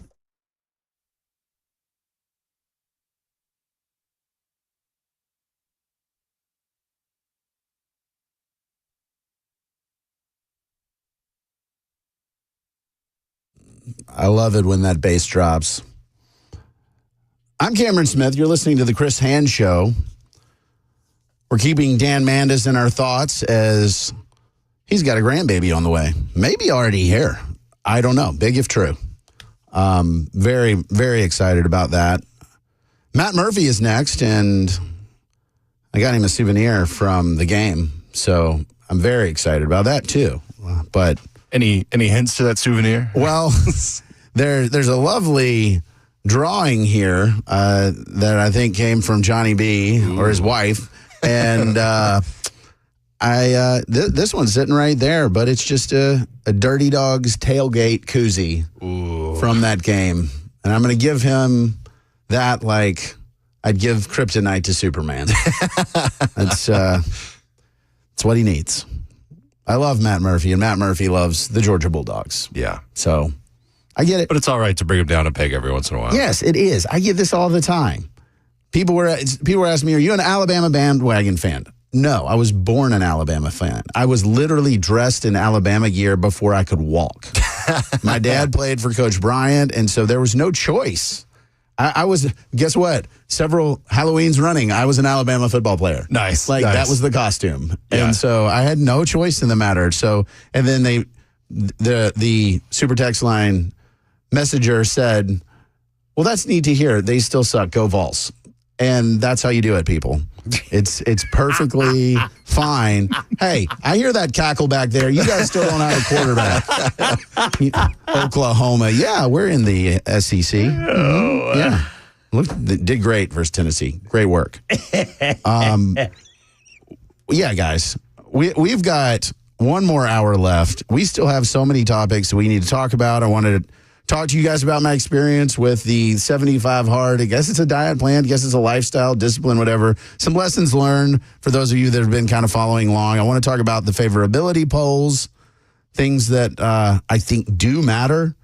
We still haven't talked about the foreign wars problem we have. Just a little thing that's still going. And I want to talk about immigration law. That's something that we have a lack of clarity about. Is illegal, legal, civil, criminal. I'm going to give you the facts and arm you with it so you can talk to folks. We got to take the break. I'm Cameron Smith. This is the Chris Hand Show on Super Talk 99.7.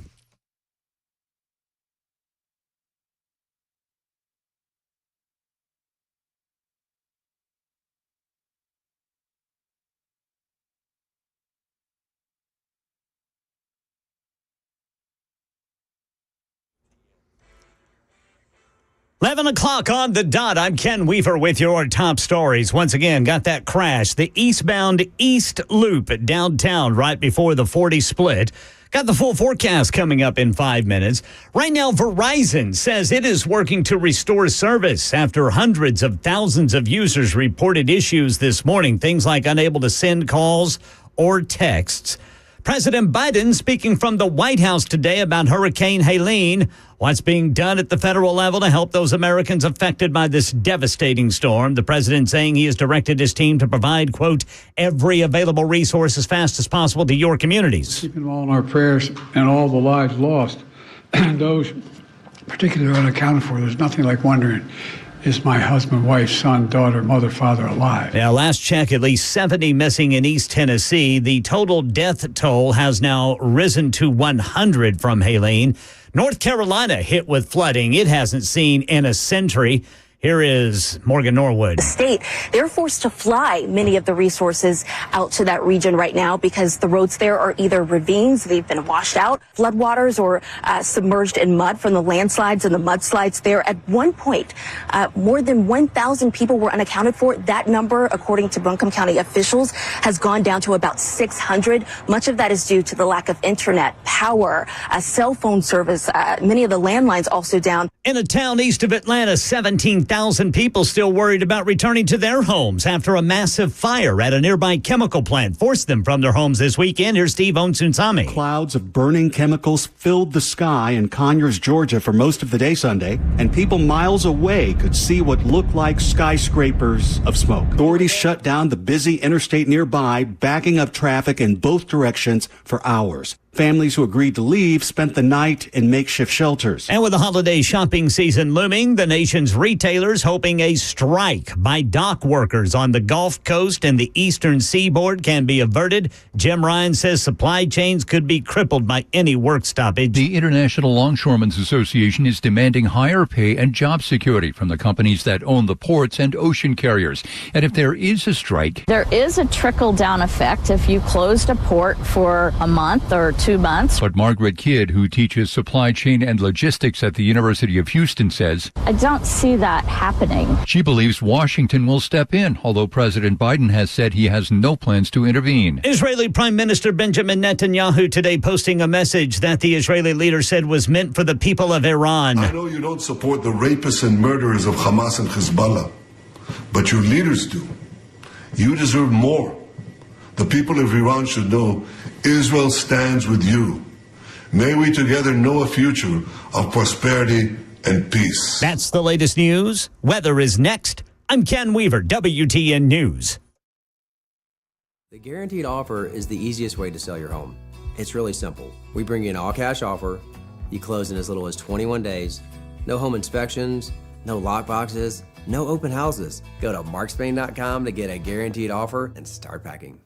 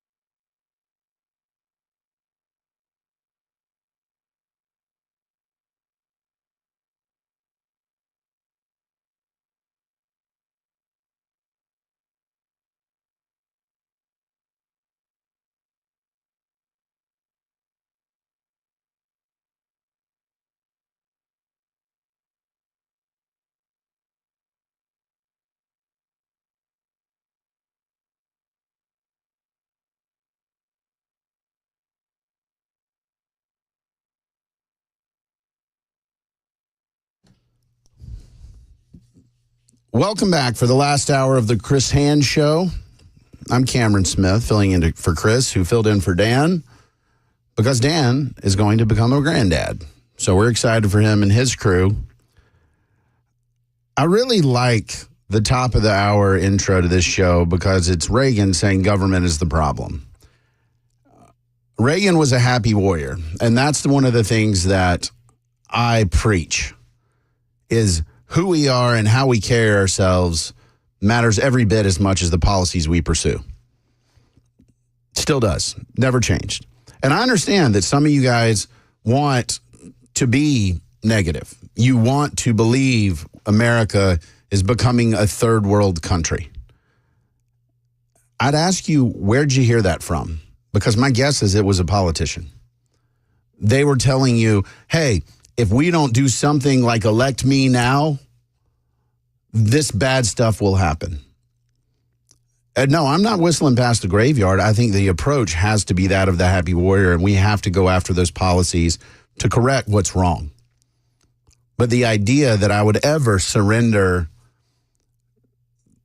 to a politician and say, hey, save me, fix it for me, I've already lost at that point. We're not even having a discussion at all about the size and scale of government. And several of y'all on the Members Nutrition Super Text line, 615-737-9986, have pointed this out. The problem is we let government get this big. We let it become this influential. And instead of reducing its size and saying, nope, we cashed those COVID checks. We said, hey, it's bigger if it's stuff I want. That's okay. We can keep going. And we can't. That's just a lie. And so if you think America is awful and you think it's going to hell in a handbasket, and you think that if Trump doesn't win this election, I don't think there's too many listeners of this station that feel that way. If Harris doesn't win the election, that everything is going to fall apart.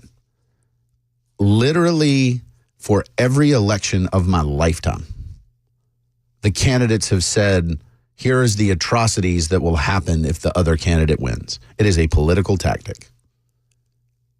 And America is still run by the people. You know, that whole for the people, by the people thing. And so we get to decide. And I would implore you, please do not look for a political savior.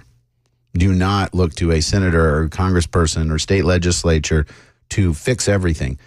Look for them to adjust policies, to make the policies better. But to save anyone, to save a country? I haven't seen it yet. I have yet to find a politician that can fit that description.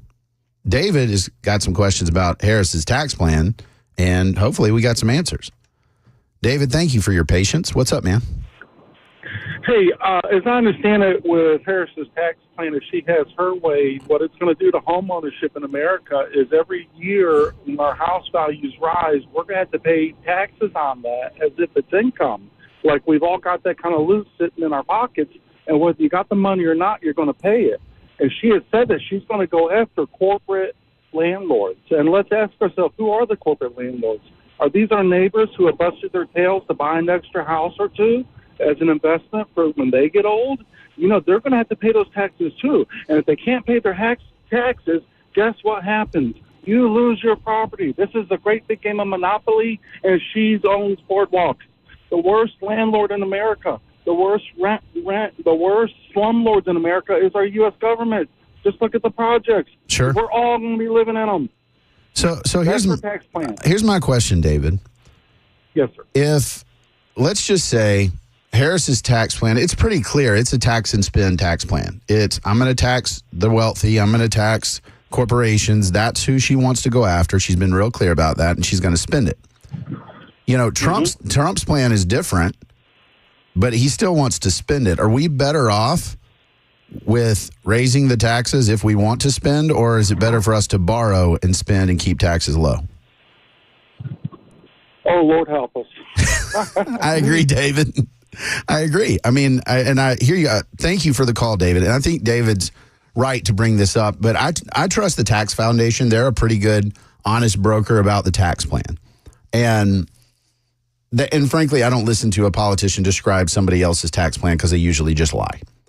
So here's the effects of Harris's tax proposal. And I'm going to go down through the list. Increase the corporate income tax from 21 to 28%. Guess what corporations do? They're going to pass it through to you. Have fun. Increase the corporate alternative minimum tax that was introduced in the Inflation Reduction Act from 15% to 21%. quadruple the stock buyback tax under the Inflation Reduction Act from 1% to 4%. A bunch of other ticky-tacky tax things. Expand the base of the net investment income tax for folks above $400,000. Increase the top individual income tax rate to 39.6% on income above $400,000 for single filers and $450 for joint filers. Think about that. Top federal tax rate 40%, 39.6 on income above $400,000, $450 if you're married. Tax income capital gains and qualified dividends at 28%. Tighten rules on the estate tax. Anyway, that's her plan. The Tax Foundation's response is the summary economic effects, and this I can compare apples to apples, Trump versus Harris. Gross domestic product down 2%. Gross national product down 1.8%. And this is a big one, full-time equivalent jobs, 786,000 jobs lost. Let's compare that real quick with Donald Trump's tax plan. He's floated a lot of different ideas, but the Tax Foundation pointed out it's that some of the specifics have not been ironed out, but it's permanence for the expiring individual and estate tax provisions of the Tax Cut and Job Acts, lowering the corporate tax rate to 20%, lowering the corporate tax rate to 15%. He's kind of scaled in different ways. Exempting tips from income taxes, raising the current Section 301 tariffs on China to 60% and proposing a universal tariff on all U.S. imports of 10%, imposing a universal tariff on all, so basically the retaliatory tariffs. So if we put tariffs on China, China's going to put them on us, that kind of stuff. So the Tax Foundation summed up Trump's plan. GDP down 0.2%, GNP down 0.4%, sorry, and full-time employment down 387,000. So, based on the Tax Foundation's analysis, it's better than the Harris plan. I mean, significantly better. That's a fair question. The real takeaway is if Trump would just get off of the tariffs thing and not start a trade war if he's elected, his plans are much better. The tariffs are awful.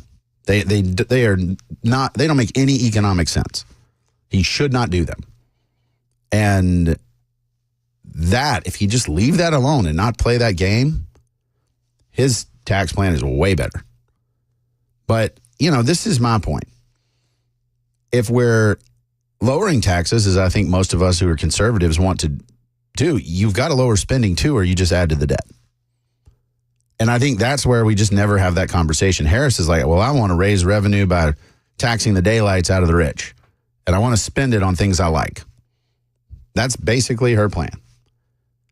And she's saying, well, I'll raise enough revenue so that I won't add to the deficit and won't add to the debt, or won't add as much. Trump's saying, I want to cut taxes, grow the economy, and it'll grow so much that we won't add to the debt either. But really, nobody's talking about cutting spending, which is a huge part of the problem. Mike in Lebanon wants to talk about Harris taxes. Mike, what you got? Oh, I want to disagree with your previous caller who said that you would be taxed every year on the appreciation of your home. I've gone through that, and I'm not a fan of Harris at all. There's a bunch of stuff in her tax plan that I don't like. But this thing that people are saying about you're going to be taxed on the increase in value of your home each year, that's bogus. I've read the plan. I find nothing in there that relates to your 401k or the appreciation in value of your house. Yeah, I don't see that either. I just wanted to say.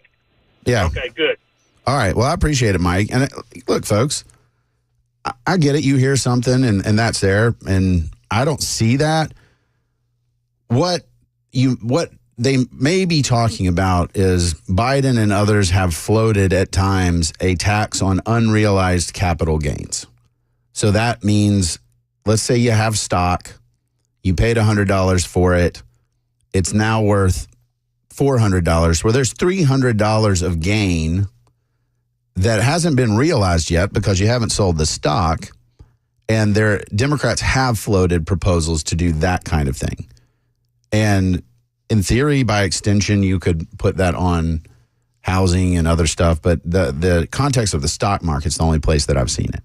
And again, that's a dumb policy because it's unrealized. That value is paper value. Until you realize it and sell it at a certain price, it's a bad idea. But Democrats talk about it because it's typically wealthier people that it impacts, and that's the way they want to go. I do think if Trump, like I said, if Trump abandons the tariffs, we'll have his economic policies are much better than Harris's. Harris's is, I mean, this is tax and spend liberalism. I mean, it's what it is. It's let's go after the rich. Let's spend on what we like. Things that she has that are going to be very popular in her plan. The child tax credit, it's just good policy. And I understand there's folks that don't have children in their homes and they're saying, why should we have a policy that does? Well, guess what? Those families buy a lot. They keep the economy churning. They're doing a lot. There is a absolute public policy justification for the government to say, you know what? It's in our best interest for people to have families. We want to support that because it's good for society. And so I absolutely support policies that help the family. The child tax credit is one of them. J.D. Vance has talked about Trump's interest in having an expanded child tax credit. I think you'll see that from both campaigns, frankly, because it's really good, very popular. The other thing that she's thrown out is a $25,000 tax credit for first-time home buyers over 4 years. What that really does is it brings more buyers into the marketplace and jacks up home prices by about that amount because people will know, hey, here's somebody applying for a loan. They got $25,000 from the government over this period, so we think we can raise our housing prices. I don't think it's effective, but man, it's a political winner because first-time home buyers are going to say, hey, it's buying votes. If she gets elected, we get $25,000 to buy our first home. Very potent. Gets people really going. And I keep coming back to the reality of Trump just has to say, hey, guys, was your life better under my administration or Biden's? That's it. There are a lot of voters who don't like Trump who would still vote for him based on that. And he's actually embraced that. And I think that's really smart of him to say, you don't have to like me. You don't have to be a fan to vote in your own self-interest. So, hey, pro-life people who want me to go further than I'm willing to go, okay, I get it. You're mad at me. Vote for me over Harris because it's going to be worse with Harris. She's going to try to push federal legislation to reinstate Roe v. Wade. I'm not going to do that. I think it's a state's issue. You can get mad about my comments that abortion should be legal for more than 6 weeks. Okay. What do you think she thinks? And I think that that's got to be the campaign for the next month. It has to be. If it's down to, hey, let me tell you about my personality and why I'm so great, he loses. If it's, hey, let's get distracted and wax poetic, he loses. If he just sticks to foreign wars, inflation, immigration, Harris has no answer for any of those things. None. And reminding voters of that is extremely potent. Speaking of those foreign wars, I've been talking about it. We need to talk about it when we get back from the break. I'm Cameron Smith. This is the Chris Hand Show on Super Talk 99.7.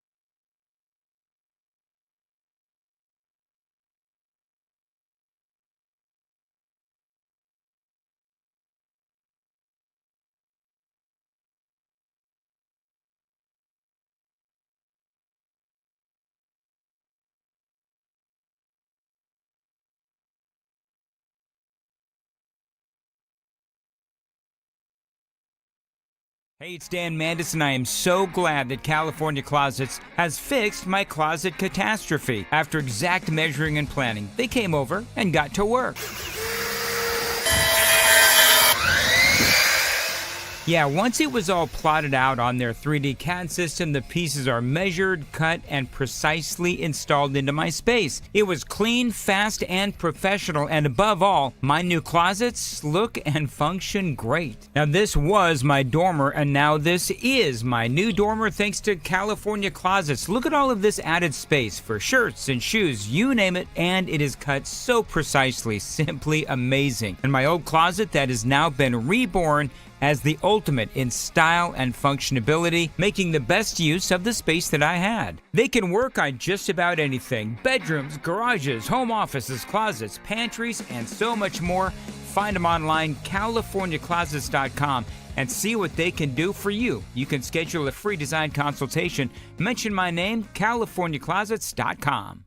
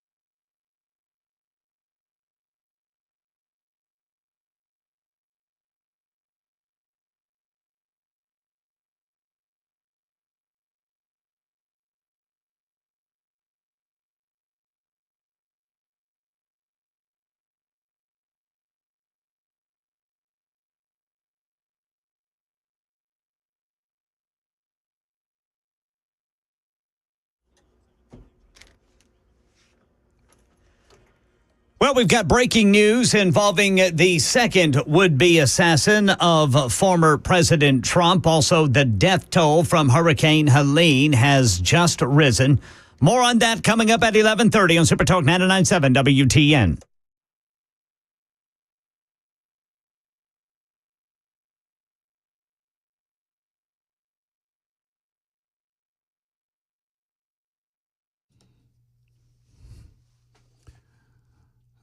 Unfortunately, this music hits harder than the Titans. Hey, now. I'm a huge Titans fan. I'm just sad. Those are fighting words. Yeah, I wish. But it's so true. I want it to be not true. Let's get a win tonight. I'm hoping for it. I need it. I need it too. And it's hurtful. It's just, it's just rough. And I talk a little smack because it's better to laugh than cry. Yeah, and sure. I want them to be so good. And we've got a lot of good pieces. It's just we're not putting it together. I mean, you got a great Alabama left tackle. That's cool. Yeah. I mean, it's just. But with the changes in staff they've had recently, it's a lot. Yeah, they're having to start from a very ground level for sure. So I've been pushing it off, talking about foreign wars. I want to address it now. Standing with Ukraine and Israel is not a plan. And I actually, more so than a lot of Republicans, I'm very supportive of Ukraine and Israel. What I'm saying is that we keep this political rhetoric going on of we stand with, but we don't have a game plan. We do not have, and this is, at least for me, one of the biggest failures of the Biden administration. When there's a foreign war going on, but before you get entangled in it, know what the end game looks like. What does success look like? And then you make decisions based on the end game. what I think we've done is say, well, we support generally Ukraine. We support Israel.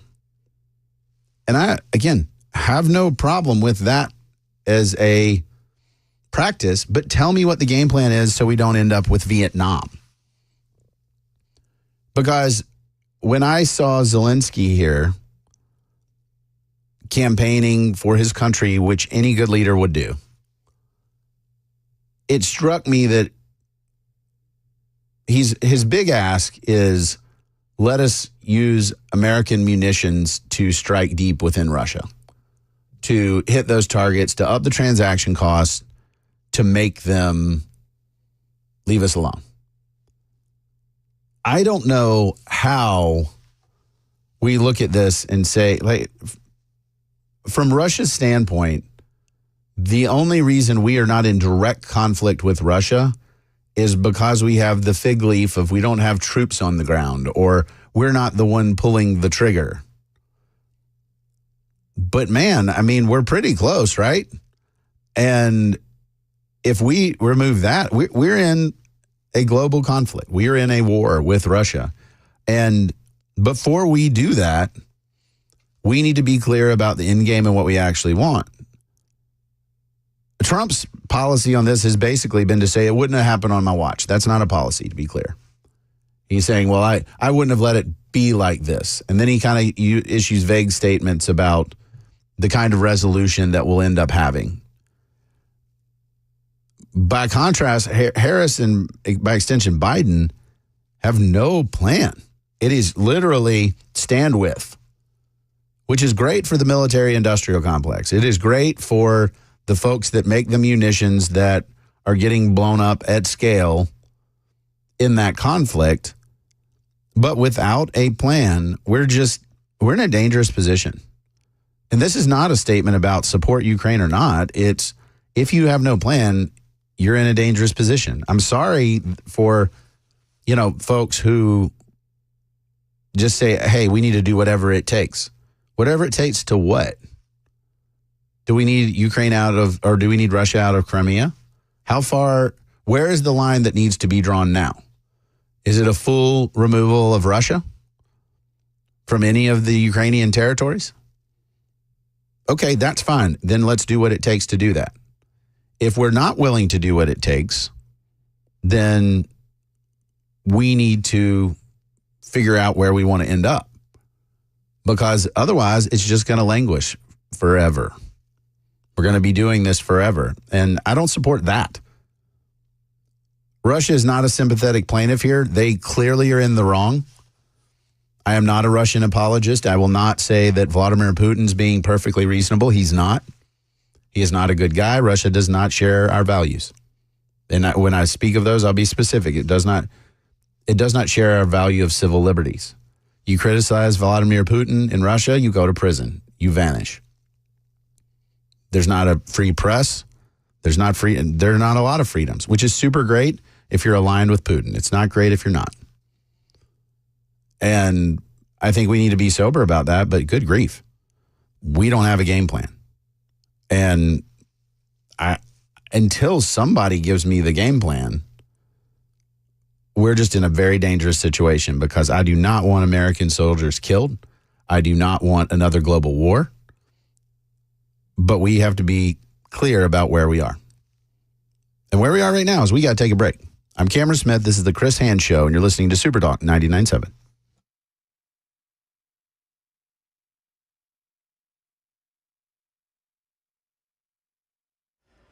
All right, that East Loop downtown is still backed up because of a crash that is blocking the right lane there near the 40 split.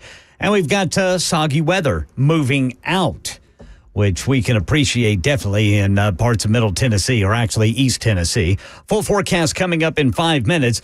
Trump assassination attempts. Ryan Ruth has pleaded not guilty to charges alleging he intended to kill former President Trump in Florida.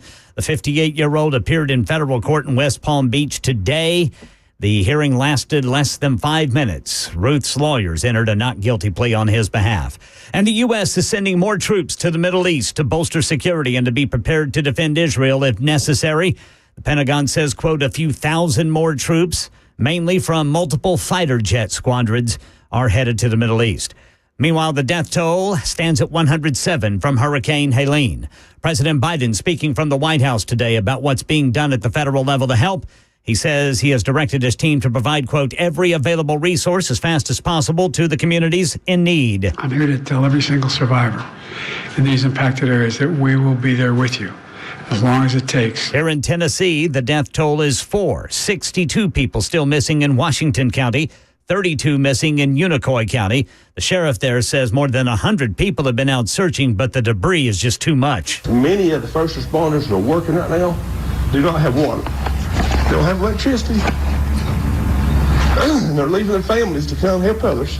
As of yesterday, 27 sections of TDOT roadway are closed, including 14 state bridges. And of those 14 state bridges, 5 of them are completely gone in East Tennessee. That's the latest news. Weather is next. I'm Ken Weaver, WTN News.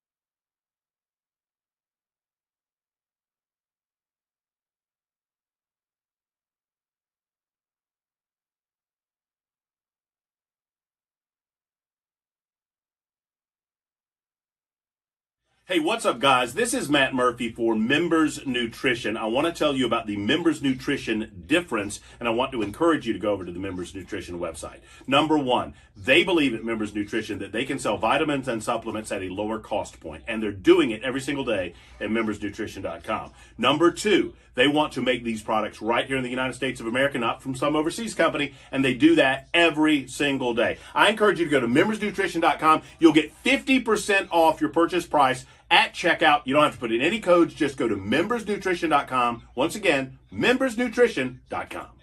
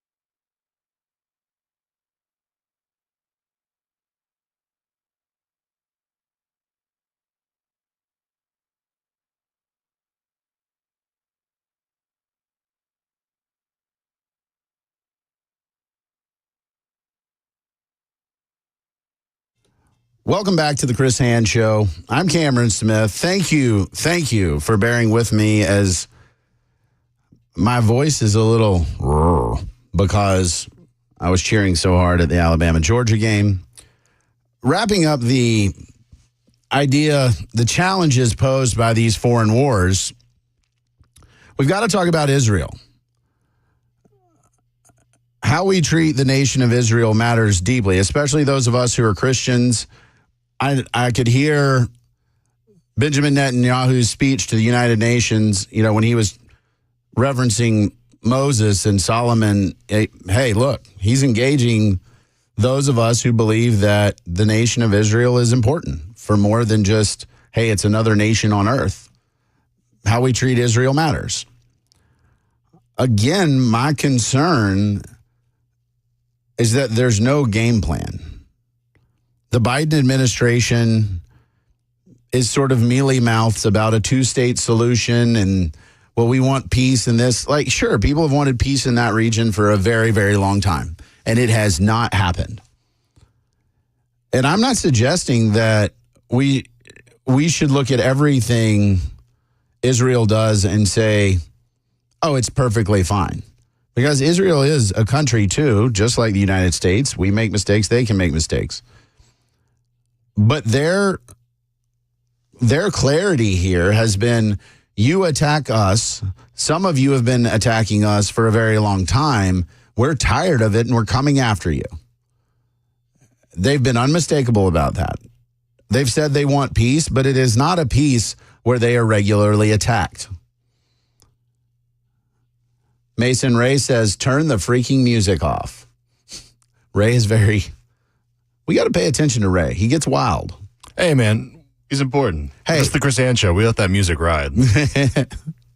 Hey, sometimes, Ray defends rhino policies. He gets wild. So if we have the music going too long, he might, again, start defending some policies that are, You know what? That's fair. That's fair. Dicey. Ray, my bad. I'll pull back a little bit. Thank you. Now Ray can settle down. Watch out for it. It'll be there. Okay, Ray. It'll be there.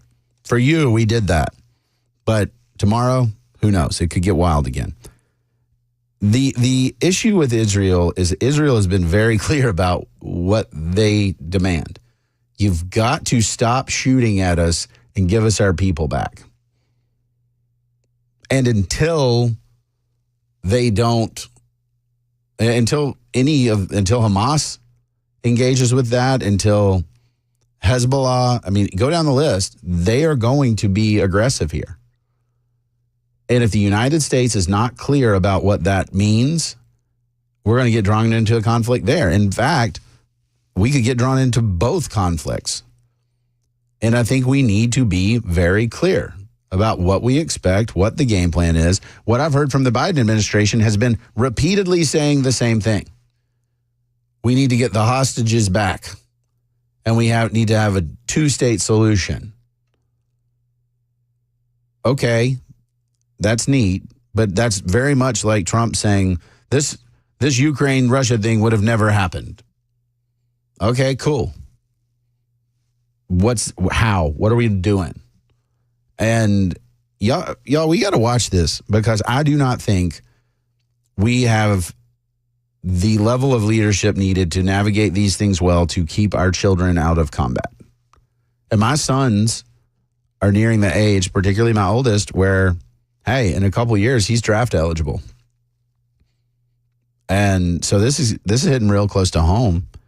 I do not believe that we should be isolationist. I do not believe America should retreat on the global stage, but we need to act with intentionality. We need to know what the outcome is that we're willing to engage, and we need to do it, because I don't want to see tyrants rise on the global stage. I don't want to see China get ahead of us. There are ways of life that are horrific because they do not understand liberty. And until that's a reality, I do think America has to be sort of a beacon of light on the global stage. And isolationism has never worked for the United States.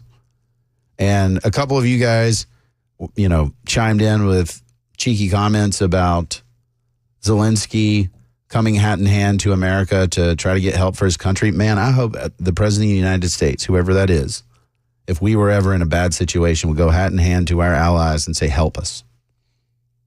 I don't know if y'all know this, but our country exists largely because none other than Benjamin Franklin did that with the French. He went and courted them, went to parties, did all kinds of wild things just to get France to support us in the Revolutionary War. So if you think Zelensky's doing something wrong or shameful, then you have to feel that way about Ben Franklin, because he needed help. He asked for help. That's what good leaders do. And I don't think any leader relishes coming to anyone and saying, my country is about to fall. Help us, please. Ben Franklin went to socialite parties in a coonskin hat as a curiosity. And Franklin was definitely there for the ladies, Sandra. That is 100% true. However, the historical record's pretty clear here about what he was doing and why he was doing it, and that America benefited from that. So, let's be consistent where we are.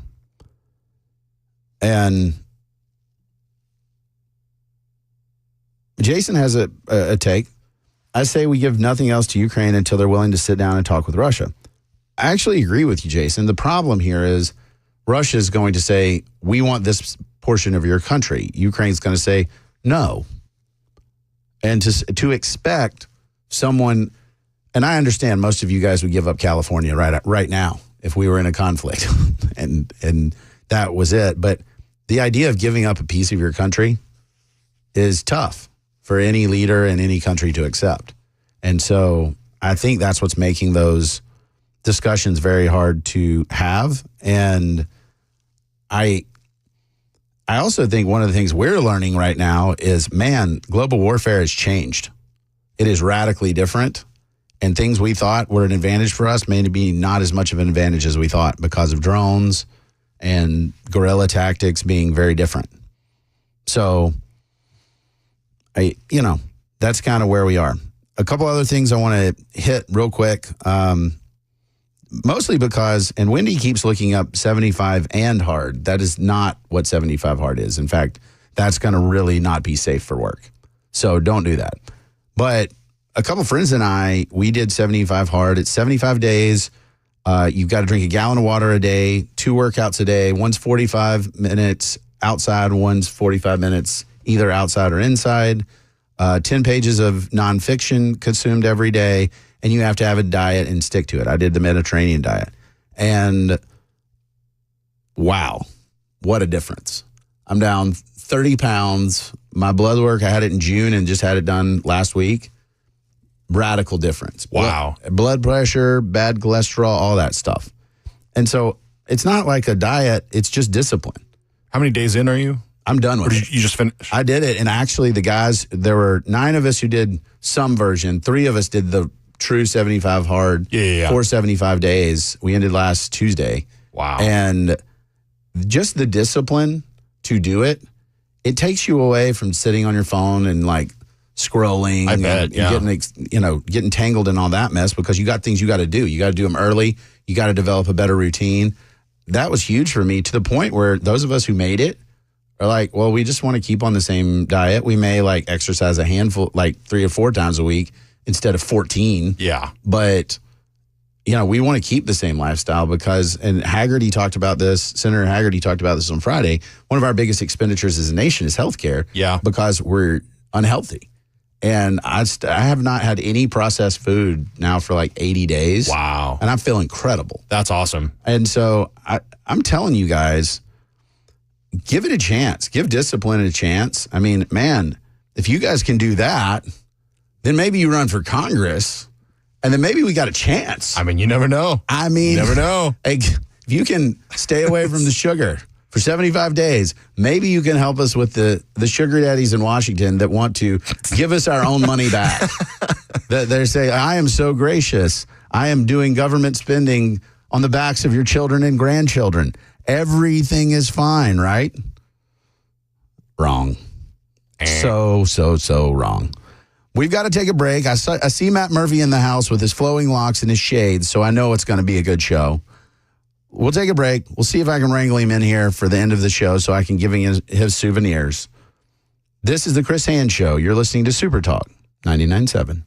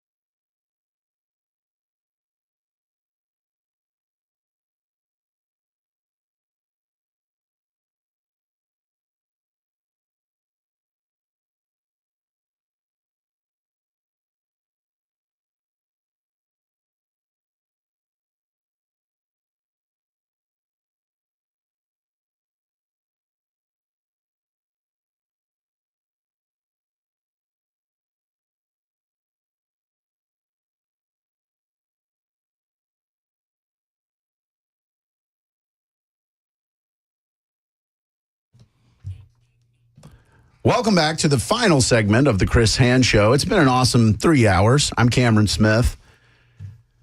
We have a bulldog in studio. Nope, he's running away. He's changing the lights. He's turning down the lights. It's too bright in here. He's so bright it needs shades. The great Matt Murphy is here. What's going on, Cameron? Good game Saturday. Congratulations. It was a good game. I almost went into cardiac arrest the second half. That's good. I'm glad we, as I said on social media, considering that I felt like it was going to be a blowout halfway through the first quarter, I'm glad that we could tighten a few Alabama booty holes in the fourth quarter. That's all I'm glad about. No, the best scene I saw, we come out. Is that a good way to put it, everybody? Yes. We tightened a few Alabama fan booty holes. That's... isn't that a good way to put it, Ken? That is a way to put it. You tell me, in the fourth quarter of that game at Bryant-Denny Stadium, you tell me your booty hole wasn't tight. Have you heard of this guy? Tight or not, Cameron? Have you heard of this guy, Ryan Williams? Was your booty hole tight or not? Answer the question. For a few minutes. Okay, thank you. And that's all. Not for a few minutes, for 13 seconds. Don't even we were ahead for 13 seconds. So no joke. This is how I know that college football is wonderful. So I'm in the lower level. I'm sitting behind 3 Georgia fans.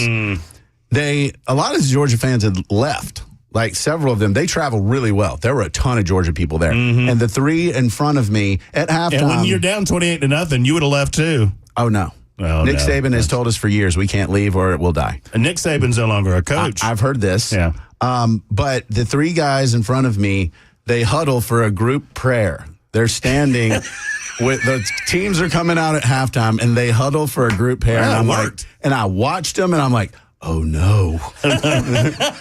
Divine intervention is coming. The Lord hath taken a side. Yes. And then Carson Beck, it looks like a quarterback that I recognize. And I'm like, uh-oh, this is not great. I don't think he's got big game eyes.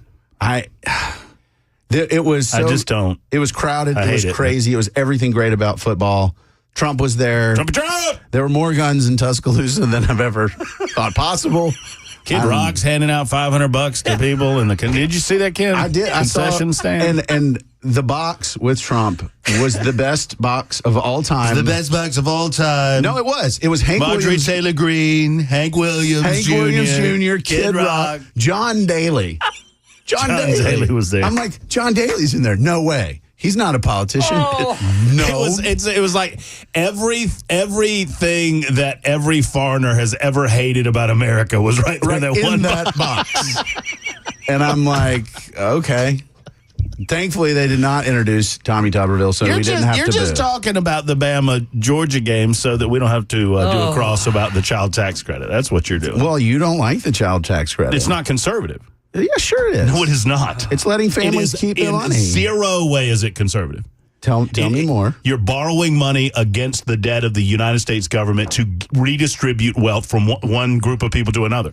Sure, if you believe that tax code changes our spending like Democrats do. I don't. No. It's just different. I believe that you're taking money from tax-paying citizens and giving it to other people. It is not the government's job in any conservative fashion to redistribute wealth from one family to another. But that's the Democratic mindset about taxes, is that it's spending. It's not spending. It's just letting you keep your money. No. I'm refusing to take it out of your pocket. You are not making a good argument for conservative child tax. It's handing money from one family to another family is not conservative government. I'm not doing that. Or borrowing against the debt. I'm letting a family keep their money.